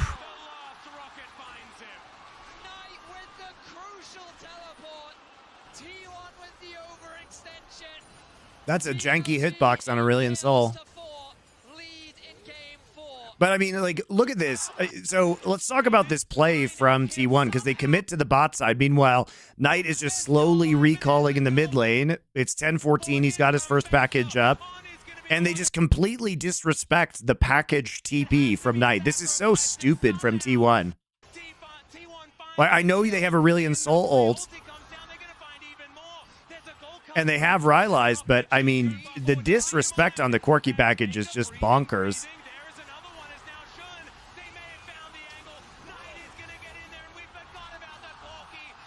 Forces Guma's flash as well, forces Faker's flash. And it's 30 seconds until Drake. So even if T1 doesn't over pursue this, like BLG might still be happy because they have TP up and they will have Corki package for second Drake, which they'll begin to stack, right? And they'll threaten like a 22-minute Dragon Soul potentially. But I don't know why we over pursue.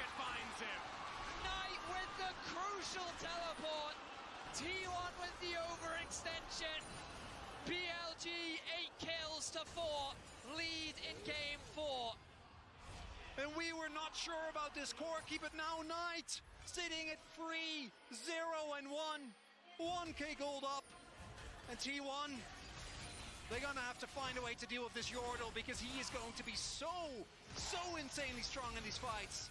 He certainly will, and I feel like we kind of stopped talking about the Corki, even though he did manage to get that first blood earlier on in the game. He's just scaling and scaling, and now... Do you think the T1 players were just exhausted from the back-to-back games? Possibly. But, you know, I've heard that it actually is an advantage to go into the losers bracket because you can warm up and therefore you're ready to play, right? You don't get tired. You don't show all your strategies. You're just warmed up. That's why the winners bracket, you know, needs more advantages. Let me tell you, it's not fucking exhausting to play day after day of elimination matches. I can't handle how stupid these arguments are, guys. You can feel the momentum shifting away from T1. That's why we know every team intentionally, all the good teams intentionally lose to go to the losers bracket, so they'll have more games so they're warm. BLG lost to Gen G so they could warm up today, but you know, before tomorrow. Calculated.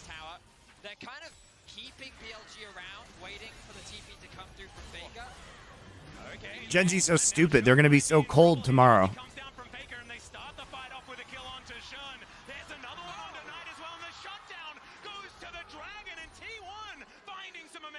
In the previous play was T1 that overstepped. This time it's BLG. Carrier with the long range engage. as Owner finds the resets. Such a much needed play from T1. Not only do you get that crucial shutdown onto Faker. Dragon and okay, in the meantime, now Shun might be in trouble here. The ulti comes down from Faker and they start the fight off with Oh my god, they give the big ass shutdown to 700 gold to Aurelion Sol. All right. Okay. Forced to flash early as Zeus buys enough time underneath his tower. Why are we fighting this? Jun actually just fucking griefing, by the way. Literally gives a shutdown to take not even big chicken. in trouble here. The ulti comes down from Faker and they start the fight off with a kill onto Shun. There's another one on Knight as well. And the Jesus shutdown Christ. goes All right. Dragon and T1 finding some momentum. In the previous play was T1 that overstepped. This time it's BLG. Carrier with the long range engage as Owner finds the resets. Such a much needed play from T1. Not only do you get that crucial shutdown onto Faker, but you really just kind of knock the wind right out of BLG. A fantastic pick, stabilizes the game a little bit more. And really well, I think that they will be able to put up a fight in the later game, but when you've got Senna, Aurelion Sol on, you do kind of cheat when you start to get to the later minutes of the game. Why are we going in on this? Ben? Ben? Why are we going in? He tries to bait out. The Vialt isn't up, so like why are we blowing all these sums like going in on this? So he comes in. They have no Vialt. They have no Vialt, so why is Ben walking up? Why is Ben walking up? They have no chance to win that without Vialt. None.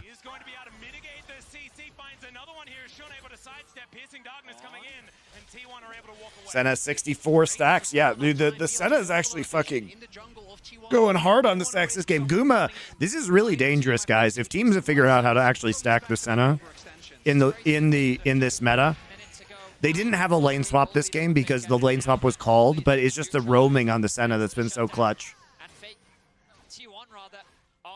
Jun just baited both summoners out of Bin in the top side by trolling him on that gank because he didn't have ult, so there was no chance they won. So then Bin had to use Ghost and Flash stupidly. He baited his own teammates' sums right there. As you saw at the top of your screen there, able to get a whole lot of play, really skewing things. The Gambler makes it very hard with this series. If they lose this, it's just done. And once again, it's that 3-1 for BLG. Teleport coming on. Remember that we could have had LeBlanc here in this game. I mean, Knight's in the side lane. They can cross map into Herald. All right, they just take Herald, right? Yeah, they just instantly cross map into Herald. Doesn't even matter. Doesn't even matter that Zeus dies there.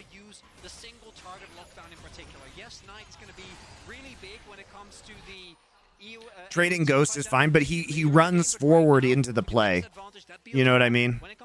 He runs forward into the play. Like he runs too far forward with the Flash or with the Ghost.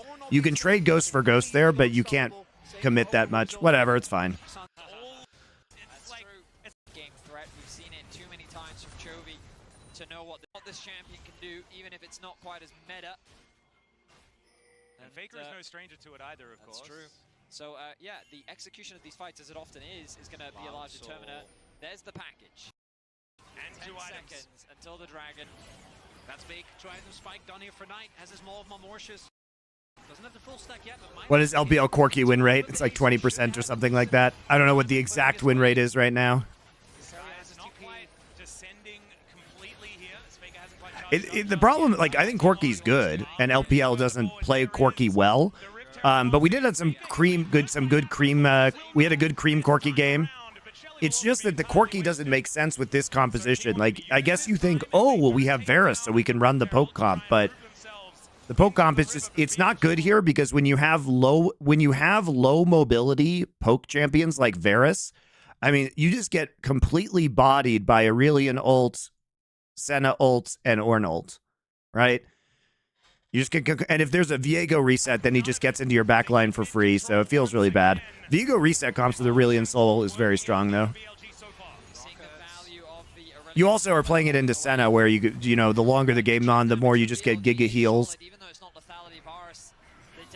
Dude, Senna's at 80 souls at 18 minutes. This is really good. BLG, they're pushing T1 back. They're moving into their jungle. Faker gonna go move bot, catch that wave. Bin is hovering around there as well. BLG are setting themselves up nicely for their third dragon of the game. The package play was also just a misplay by T1. Need to fight this dragon. Are we strong enough, or are we just I mean, BLG basically got that Drake for free because they forgot that Corki was going to have package and TP. All right, they force Elk's flash. That's not bad. So they'll trade an ulti for a flash. You probably take that, but it's also the dragon and soul point for BLG. BLG mitigates so much here, though. They set up soul points with the Cloud Soul for themselves. They're able to then also deny the Cloud Soul pretty amazing on Twisted Fate also. which I think was the right call, but it means the mid lane turret is still standing, and they are able to keep T1. Cloud Soul very good on Nautilus and TF and Varus. Will be denied. been still staying around bot lane. He has to recognize, so it really is just farm simulator. BLG would love to secure this top tower, but Knight recognizes good awareness. So much CC. Yeah, just good awareness with him to unlock that outer tower. Not wanting to overdive. Sorry guys, I'm gonna have to skip forward a little bit. I have 30 minutes to get through this game and the next game. Not lethality, so not as deadly. Still, this turret is in trouble. Knight teleports. Oh, Knight actually gets hit by the root on the TP. From Gumayushi as BLG even out the numbers and T1 get the heck out of there. T1 already good with the pressure. Never mind, there's the ram. It's going to So they know Elk has they know Elk has no. This is so good by T1. They know Elk has no flash from the Drake play, so they're making a play on Elk. So he actually just can't do anything right here, and then he gets annihilated by this. He gets annihilated by this, and he gets chained by Senna. He can't move against this composition. The backline pressure is so huge, right? And then that's where you start getting the picks, right? How did Guma hit this root?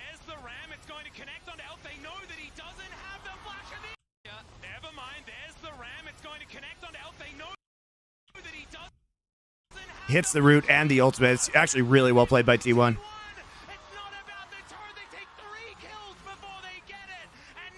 That was a really well done engage by T1. That's a beautiful engage.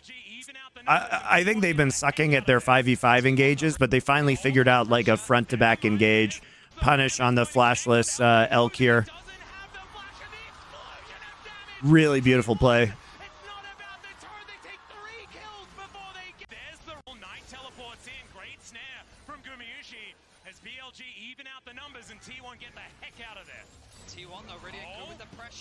No, he can't actually outrun with Ghost, I don't think, because remember that the pull on the Ornn ult slows him, and then it knocks him up, and then he's just chain CC'd forever. I don't think Ghost saves him there. The Aurelion and Ornn ults are too strong, and they can burn this. They can burn this Baron pretty fast now. The timing is just perfect for T1. They get the flash from Elk. The chain CC is flawless, and the Baron is there for the taking. That's a really good play around the Elk flash, though. Credit to T1. Looking to bring us to game 5, but Elk with no flash. It's BLG saying, hey, maybe we can punish them here. We can look for a stun. But then look at this re-engage. This is why the Aurelion Soul was a good pick. I think they didn't anticipate Faker actually playing this again because he looks so terrible on it. He still doesn't look good on it, but if you can press R with Rylai's, it's still going to be strong. Eliminated and T1 secure the Baron. Double knock up there from Carrier to take away so much of the damage. Yeah, you have to walk away from tier 1 there. Now you just lose. You lost the game trying to defend tier 1. But impressive engage from T1 for sure. Like to see that and to pull the trigger on it.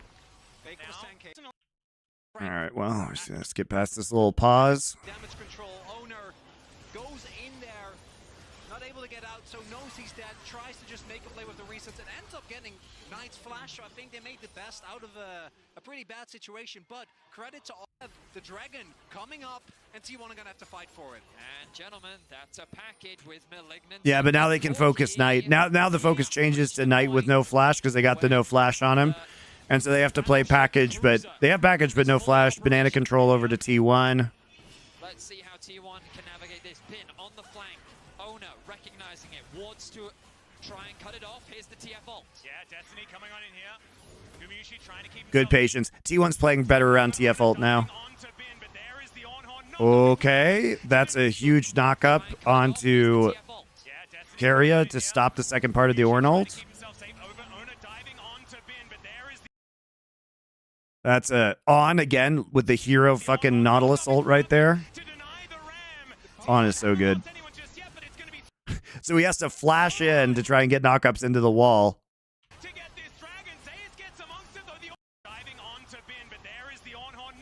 Let's watch Knight here with the package. Knight's like, I'm going.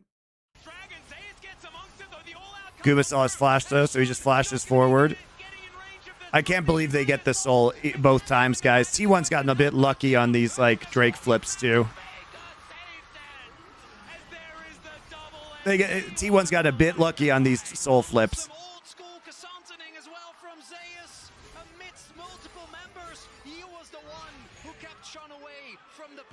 He was the one who drew the attention, and T1 get the dragon, and we'll be able to push in for mid lane turret here as well. It's a chaotic fight on The pick will neither soul. Not anyone just yet, but it's going to be so hard to get this dragon. Zeus gets amongst it though. The all.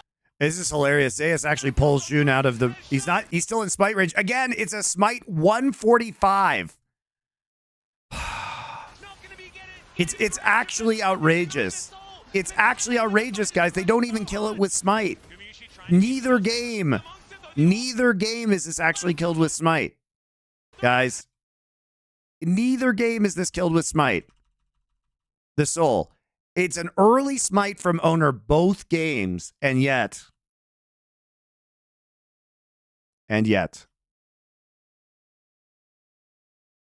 Oh my god. It's so huge that they sold both of these. Jun just dies with his smite smite up.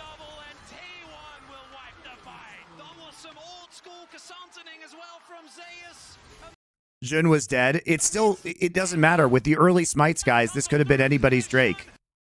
This could have been anybody's Drake. Jun is dead, but it's crazy that there's just a bunch of AoE that's happening in the pit. It's just lucky. It was what, 9 HP in that last game?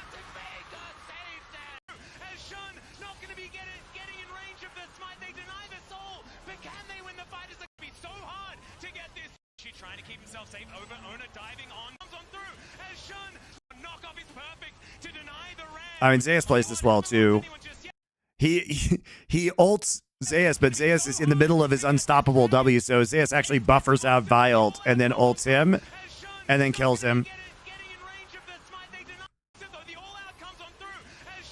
Because he's dead. Like, he actually can't smite because he's dead right here, and it's 1345, but it's such an early smite from owner.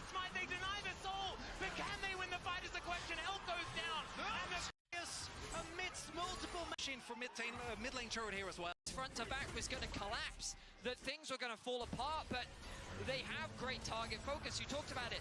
The Ornn ultimate gets disjointed because of the ult from On, but Zeus finds the jungler.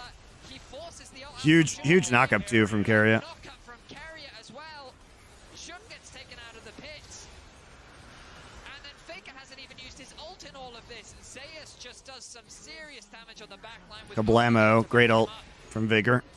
And the front line of team there as well is that Knight even all for a decent amount. The amount of CC that's still on this top. So all right, we're fast forwarding because we don't have a lot of time, and I want to get to game 5. Come on, T1. Very, very quickly, as we can see, Hex Splash getting on amongst it, but no. Now he does find himself in an awkward position. Finally, a Ram is going to get some knockups, but the follow-up isn't exactly there. Still, they're able to get on top of the support. And they're finally playing front-to-back team fighting, guys. Why couldn't we have done this in game 1, T1? Why couldn't we have done this in... Why couldn't we have done this in game 1? All right, they get Faker, but they invest so much that it doesn't matter. Remember, the Viego resets are still here, potentially. And the Unstoppable is going to get Zeus out of there. Just regrouping with the team. 2 dead on the side of BLG, and Ben finding himself on the wrong side of the fight. He's still very healthy, but I don't know whether this is going to do it. There's the knockback, and Ben... Surely we win now, right? Walking over that ward is Zeus. We're not done TPing back in. Oh yes, enough from us.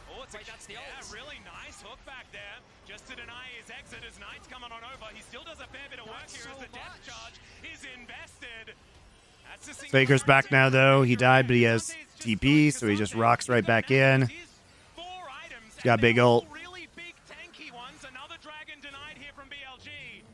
As an Ornhorn coming out once again, Carrier looks for the knock-up. They're just going to look for On. Try and get the kill they can find. That's a decent package, but it's defensive. Then, oh, never you mind. Okay, it's really offensive. Faker waiting for it. All right. Faker trying to get out. He actually ults the retreat. Okay.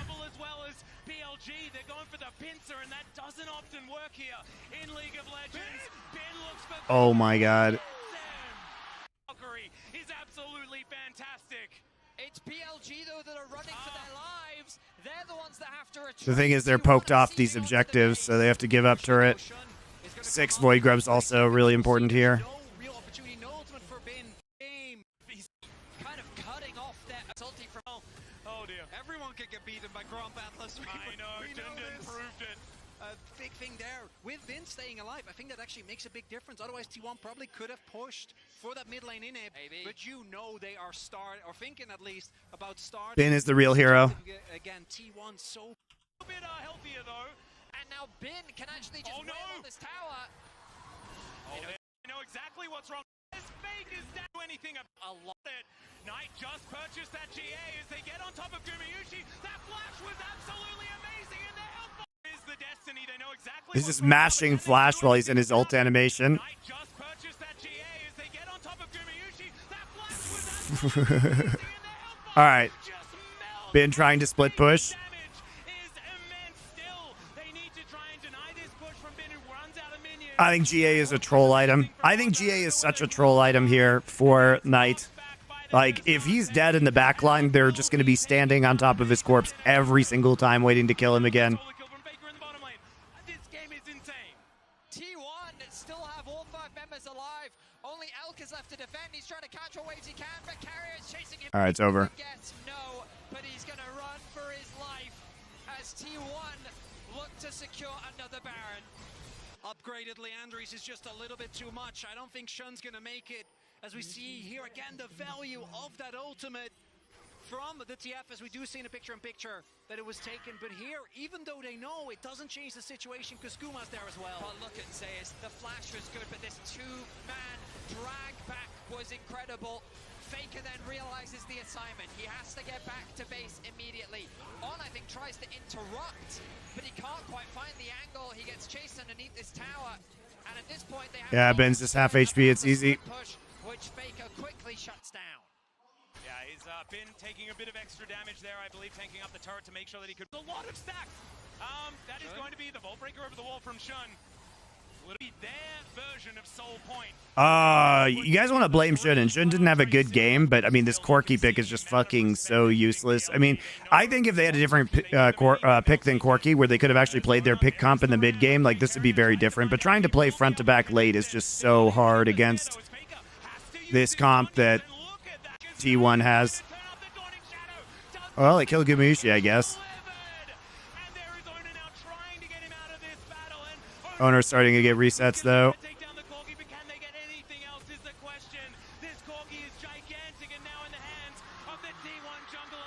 Yeah, the tank's being still at 3,000 HP, pretty big.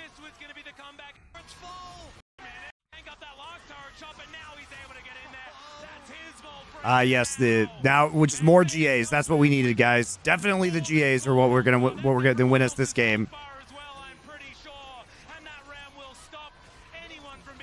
Zeus is casually full HP. And there it is. It was slightly delayed. They had to work so hard, but the Nexus will be taken in T1. All right, we got one more game, guys. We got 30 minutes, less than 30 minutes. I hope this game is short.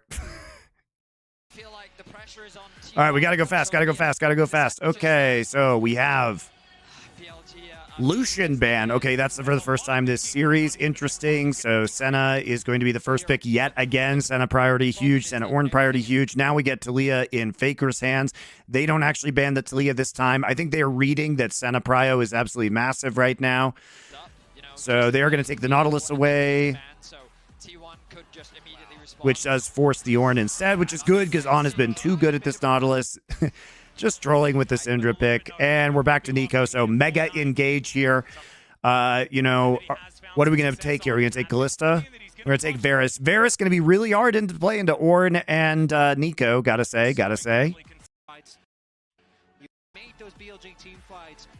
So they don't want more engage onto Varus, so they take out the Vi. And we're taking the Jax away. It's interesting that BLG is, so why wouldn't we pick TF here? Just play a pick comp. You can play a pick comp with Talia. Play TF. I mean, he had a great game on it. It looks like they're thinking about Viego plus Cassandra. I don't know about this, because Viego wants to reset. I mean, I like Zid. Nico is power. And you give the Twisted Fate over, even though they banned the Jax. Like, you knew they were going to pick it when they banned the Jax, and you're just opting into Cassante. He wants to play for the team. His Cassante is obviously I mean, I think BLG, you know, they got the Camille, so it's actually interesting, guys. So they get the Camille instead of the Twisted Fate, and then they pick the Cassante into it. They are an incredible team fighting team, and they have all the tools. How does Varus ever live, guys? How does Varus ever live? How does Varus ever live? He's got to fucking DDR the Nico ult, Camille ult. I mean, you can't DDR the Camille ult. Xin Zhao engage, Ornn ult. Like, this is terrible for Varus. And you need him because you have to get some damage down in order for the Viego to reset. How do you even get a Viego reset? And it's been now on a carry. I think the setup, the coaching, going to a rematch. It could be the MSI trophy to defend that. It is only Gen G that will be able to. Let's have a look to see whether this team fighting composition is going to be able to get it done, or whether it's just going to be Bin winning in a side lane. This Camille. I don't know. I don't like the Viego here. I don't like the Cassante here. We could have had Xin Zhao. We could have Xin Zhao TF. Well, there's a hook, so we're going to break the silence just momentarily as Knight down to 3. You know, you could see the Viego reset comp was a lot stronger in the last one. Getting the Viego reset here is going to be super difficult. Yeah, there is a really nice hook shot over the wall from Bin as Gumayushi going to use that ghost. Try and get some damage back. Oh, he doesn't have vision. Tempo as they're just walking around this brush, and the rest of BLG are able to get on over. Carrier going to get knocked up. That is a great searing charge here from On, but no one has any buttons. They're level 1. But they're able to sniff out the swap, and they're going to deny it. Bin will lose one minion of XP, which means that Zeus will have the early push. I do feel like in this matchup, the Cassante often... All right, so advantage definitely to T1 in terms of the 2v2, but they also have to deal with the 1v1 with Cassante into Camille. As BLG is able to match the top side, hook connects once again. Yeah, there's another one. Hail of Arrows comes down. Level 2 is going to be gained here by just Gumayushi. The thing is also Gumayushi has lethal tempo, so he's going on hits, but I don't know how he ever gets consistent autos off in this game against what BLG is showing. Why was this series the first Lucian ban? I don't know. It's definitely weird. Elk is like obviously a mega Lucian player. I think Lucian Prio has gone down a little bit. You know, the existence of champions like Vi and Nautilus popping up where the Lucian is really struggles to get the frontline damage down. Plus, you want to lane swap out a lot of the time. If you're picking Lucian, you're going to be playing into like Varus Callista, and then you have to lane swap out until 3. But I still think he's good. But I do think, you know, the bans in this series, because BLG was banning out a lot of mid lane champs instead of like Nautilus, you know, I do think that Lucian becomes more difficult to play if you're giving up Nautilus a lot of these games. Because if you walk into the front line, Nautilus just ults you. Also, TF priority in this series is huge because TF with Rapid Fire Cannon Gold card just shuts down Lucians. And like, if you try and play Lucian into TF Nautilus, you're going to have a super bad time. So I guess I get it. Like the TF was such a open pick in this series. They now see Zeus on the top side of the map. He should expect the swap to be happening. But the way he's being pushed towards Gumayushi, that's a reason why you always... A lot of damage here as Gumayushi... Oh dear, could be even worse than that as Carrier... All right, so they are going to switch into this, try and slow down the Camille a bit. And there it is, pulled back. Going to take a lot of damage here as Gumayushi wanting to proc that, but the Ignite not going to... Pretty late Ignite. Still going to have to get himself out of there. We're getting the roaming Senna support again. Is going to be met by Elk. And still stuck there in that lane. The other's just picking Lucian, soft locks you into Nami, so now you don't have engage from the support position. Yeah, that's also true. That's a very good point, GP Alexander. Very close. And they've wanted to play more like Jin Zhao, so they're not, you know, it's not like we're getting, it's not like Jun is picking Maokai Sejuani jungles, right? But now there's this slow push mounting towards Gumayushi and Carrier on. Needs to kind of make his way bot ASAP so they can get that wave in a better spot. The good news for On is he didn't lose. I would have much rather seen a Maokai in this game from T1, though, if we're being real, because then Gumayushi might actually have a chance to get more than one auto off in a team fight. Ever since 2022, they have made every single final of every tournament they've attended, LCK or international, with one exception, which was last year. And it was BLG that put them in that third place. The night in the streak, obviously, the streak was a lot of second places to the dismay, giving us that first. There haven't been that many best of series between these two teams. Feels like so many of them have been so incredibly meaningful. And as you go to different teams that these players have been on, there's even more. As Ona in that brush, everyone's sweeping everyone else to make sure that they know exactly what's going on, or at least a bit more about what's going on. Exactly is not really the right word. They're all just red silhouettes. Now you'll notice top lane, there is a full level difference between the top laners. Now I do expect Bin to be able to catch a wave. And I guess knock back a bit, but he's not going to be too upset about that. Bot lane is still relatively even in terms of XP. Gold not really that much different either. You can see overall T1. Yeah, Bin or On, I think, series MVP so far for BLG. It's probably like Zeus Guma on the other side. MVPs for T1. I think Grubs could be an easy secure for Owner if he wants. He has the push in top, they're going to get a push in mid, but he's hovering around the bot side still, as his bot lane is playing off of a large wave right now.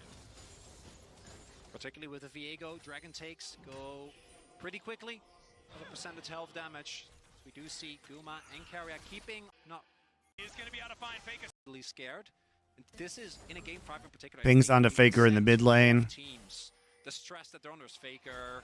There's a pop blossom from Knight. He is going to be able to find Faker. Still, he's relatively healthy. Knock up. Not quite going to be enough. There's a shove. Nice flash. Oh, beautiful flash from Faker. Beautiful play from Faker, actually. That was beautifully done. Man, he did not flash the direction I thought he was going to. Such patience to WE him into turret and then flash the opposite direction. Woo! And Knight just has no cooldowns. He blew all of his cooldowns, so he can't even flash follow and do anything.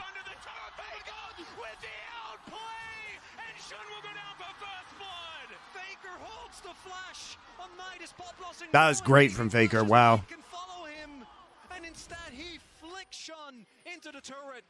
Beautiful play from Faker. I can't believe he held his flash and then flashed that way. He just knew that Nico had no more abilities left, so Nico couldn't even flash follow, especially since he was chugging a pot. Here's the Ram, there's the knock up, the double comes in on top of Carrier, but still, he gets to his turret, it's up one, oh, never mind! He survives! Now Gumayushi with so many minions and the rest of BLG here, he gets the... Oh no, Carrier, no, no, no, no, no! Not sure about that one, buddy, and BLG will even out the scoreline. The 2v2 goes in the face of BLG here, he gets the area, but... You know, the real tragedy is that they just didn't have any wards. Because Carrier has lens, and Guma's ward is down. Because if Guma can ward this brush, he can actually flash. Although they both have sweeper up, so they couldn't have. But, like, you know what I mean? Like, oh, it's so close. I don't know. Carrier going back into his troll.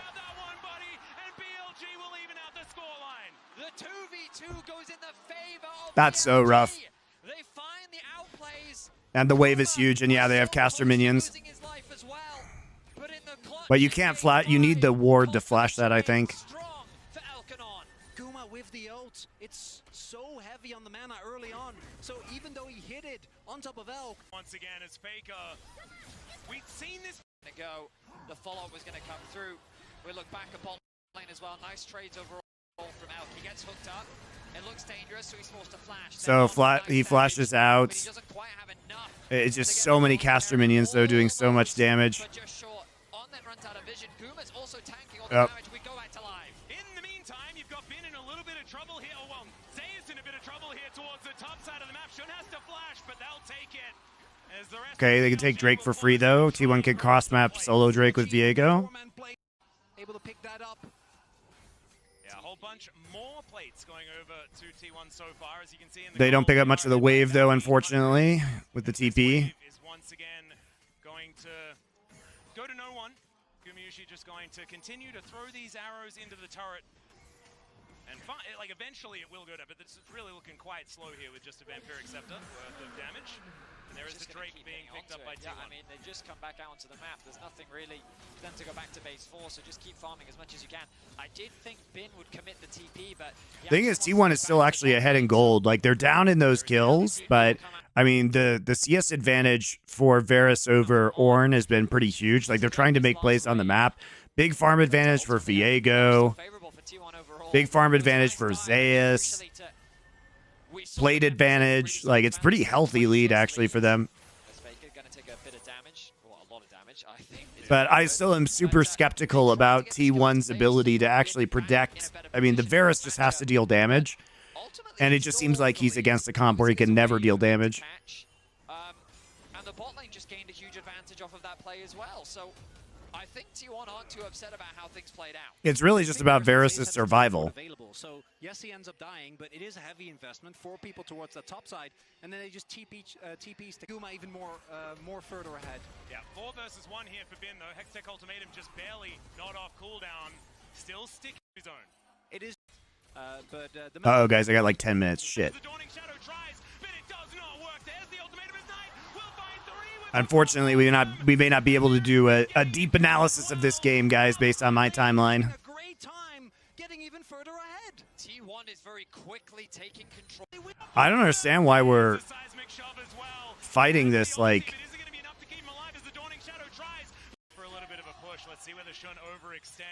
Oh, it's just a okay, that's how it started. Oh, it's just a beautiful play by T1. Just a beautiful pick.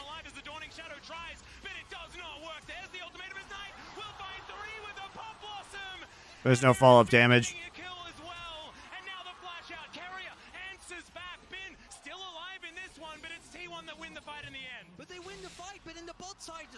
On doesn't have TP. Is hesitant. Tries to get the damage up on the Bin. A nice ulti from Knight. Unfortunately for him, commits himself to the play, and BLG don't have anything left. Meaning that T1 walk away with 2 kills. And the depth charge, fantastic. All right, we have Drake advantage. We have 4 grubs. All right, we flash out. All right, like this feels really good for T1 right now. Even though I think their comp is questionable. I don't know. I don't know about this one, Chief. Was the one spotted here as Knight shape splitter, of course, is going to deny the surprise from T1. So they do have the Void Might buff. For BLG, Bin going to be a win condition, particularly once that second item is hit. T1 still sitting on a gold lead right now. It's mainly going to come down to can they keep stacking these early objectives. Got a whole lot of plates. Rift Herald would be big, but BLG are first to the objective. Rift down to about 3,000 here. T1 wanting to fight for it. Ona in the back of the pit. That's a big teleport and a big hook as well. Seismic shove to pull him back. Bin knocked up as well. But now Shun getting into that backline. The Dawning Shadow to keep them alive. And now Bin looks for that backline. Teleport and a big hook as well. Seismic shove to pull him back. Bin knocked up as well. But now Shun getting into that nice Senna ults. Duel, the anti-TP duel in the bot side. Faker just can't live, dude. The backline access is so huge. Dude, the combo of the Senna ult plus the Xin Zhao ult stops anything from T1 from doing, and then they get the knock up here. Bin realizes that Faker has no flash.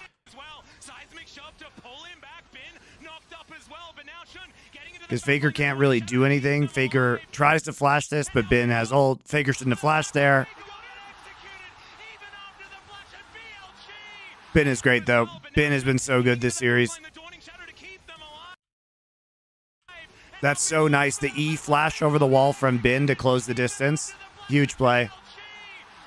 But the value that they've been getting out of Xin Zhao ult this series, I think you just ban Xin Zhao against BLG. If I'm Gen G tomorrow, I ban Xin Zhao.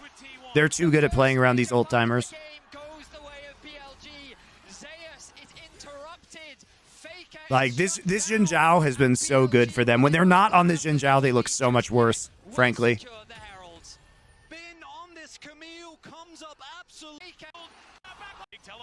Bin missed his E?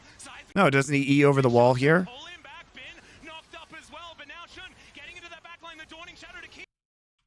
Oh, yeah, he does. He does. It looked like... It looked a little weird because he flashed on the other side of it, but that's such a... It looks so clean, man.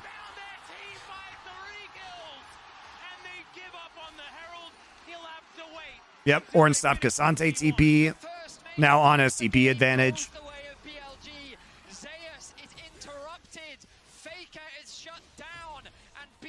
While they might not have the gold lead just yet, will secure the Heralds. Bin on this Camille comes up absolutely. He flashes into the train to go forward. Yeah, because it did look like he had the momentum from the E. I'm not sure about that interaction, guys, with Camille. But it does look like he does have the momentum from the E, even though he flashes as well. Just extends it. Looks like almost an animation cancel.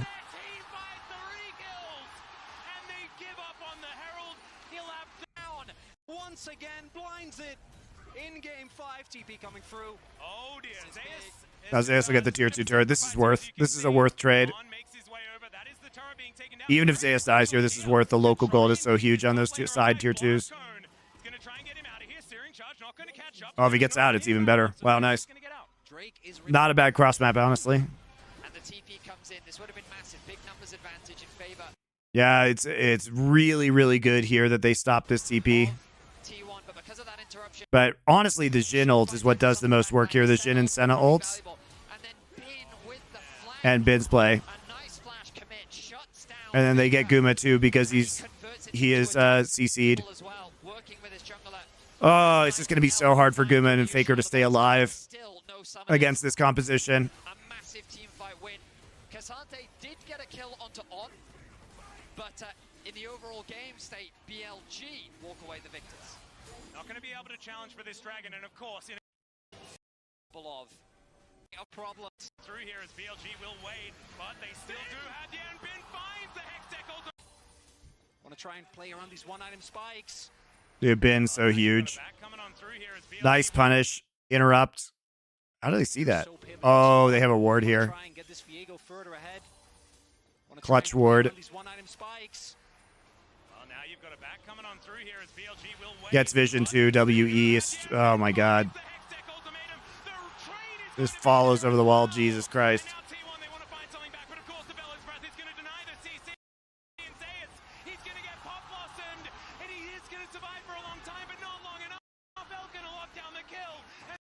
Good news is it's hard. Is perfect. That's not going to be available. That wards spots out Viego backing. It is a weird place to recall, but he thinks he's safe because there's a pink ward. But he should have walked into that brush, right? If he's in that brush, this play doesn't happen. Perfect. And with Senna's ulti there to support him, Bin finds another kill. On the flip side, Zeus caught amongst many a member. Don't even know if Knight really needed a hard commit, but they wanted to ensure Elk just flashes over the wall for the kill. Faker TP would not go and turn the situation around. Damn, Bin is clean though. Bin MVP of this series. I mean, On had some good games too, but Bin has been his like TF play and this Camille play is amazing. It's not over yet, but Elk gonna take that one away. We'll leave you Talia up. Take it. Go ahead. And they conceded it. They trusted in Knight's Nico. Elk gonna take that one away. Well, look at Bin. Nice wall. Denying Herald charge. Can get a Hail Mary fight later into the game. Control of this game. The champions on the side of BLG just like a fine. I'm surprised not many people want to watch this series. Our viewership's kind of low today for a fucking like T1 5-game banger. But he's gonna have to be one heck of a hero against all. This one's so hard. The bot wave needs to be caught. T1 have numbers advantage on the mid wave. Knight gonna catch that one out. Guma a little hesitant to step up. Yeah, a little long. Look, barely missing on Knight there. Does get him to the side. T1 with an avenue, but not a minion wave. As far as mid-wave control is concerned, Gumushi gonna stick around. Try and lock that one. That 9 a.m. PST on a Saturday. Well, most people are on the East Coast, buddy, and it's noon. 2/3 of America are like in the East and Central time zone, so it's pretty good for them. 11 a.m. and noon. But that's a crucial summoner spell down for Carrier. T1. Well, hopefully people show up for my stream of Genji BLG tomorrow. But it has not been found. BLG will not give it to them. BLG's playing it slow. Right, BLG, if at any point they want to BLG going to the 9. I gotta go, guys. Holy shit. We got like maybe 5 minutes on this, so hopefully it ends soon. And it's not just any Camille. It is being... Sorry, we have to just kind of hustle through the end of this, but I want to go to the gym, so that's more important than you. Here for T1, look at the item spike. This is 2 items. This might be as strong as they feel like they're gonna get, but what are you gonna do? Try and engage. But there is a reset coming on through as Steric's now done. Okay. Well, Alright, just flash. Next flash. flashed earlier. Yep. To clone, remember? That was a minion and carrier. Now gonna get on horn. It's a double knock. Traded. That's 3 ultis down. The all-out going to come on through here as Knight goes golden, but I have a feeling he is going to go down. Zayas going to get that kill. It's jungle. Yeah, sorry guys. I normally like to do these very thoroughly. Tomorrow there will be no time crunch though, so we will do a very thorough review of the finals tomorrow. Why go to the gym at a specific time? Because I do Muay Thai, so I actually have to go to classes at specific times. If I was just going to weight train, which I also do, it wouldn't fucking matter. But there is a class at 11 a.m. It is 10:35, and I have to change and drive over there. And I would like to be able to stretch. Man, BLG are they're like a brick. Unfortunately for Ona, there's no way for him to escape, and a nice play from Zayas to at least make it an even trade. Yeah, pulling Knight in the turret there is super nice, but on this episode of How Can Varus Live in Team Fights, he has no summoners now. And this is literally the mirror play that we saw from last game, except this time it's BLG doing it. It's actually the exact same play, guys. It's the exact same play with the Ornn. On to the mid lane tier 1. You would think that T1 would know to not be there. And now Zayas on the flank, but I don't think he can do anything. The minion wave is thinned. BLG It literally looks exactly like the same play from game 4. We'll see if they want to try and either maybe Camille is level 16. No, Camille is level 16.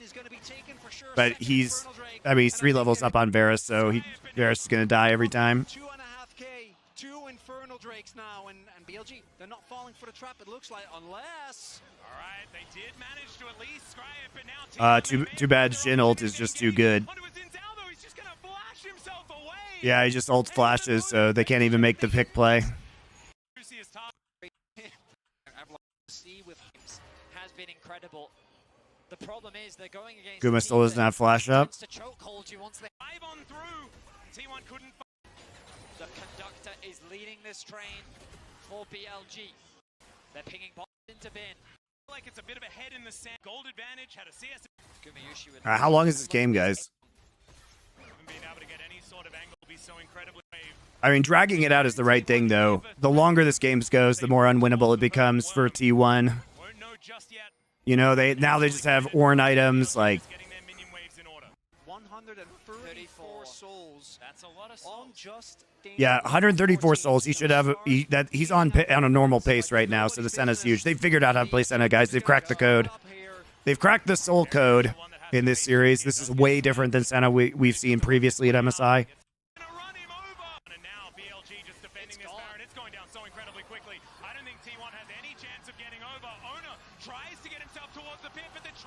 They just stop Owner from having any kind of a steal, then they lock him down. I take the free Baron. He's got a GA, so it doesn't matter. All right. And we just win the game. Well, guys, I think Genji wins tomorrow. Take away the Xin Zhao. The Xin Zhao is the key pick here, in my opinion. Don't let him have the Xin Zhao.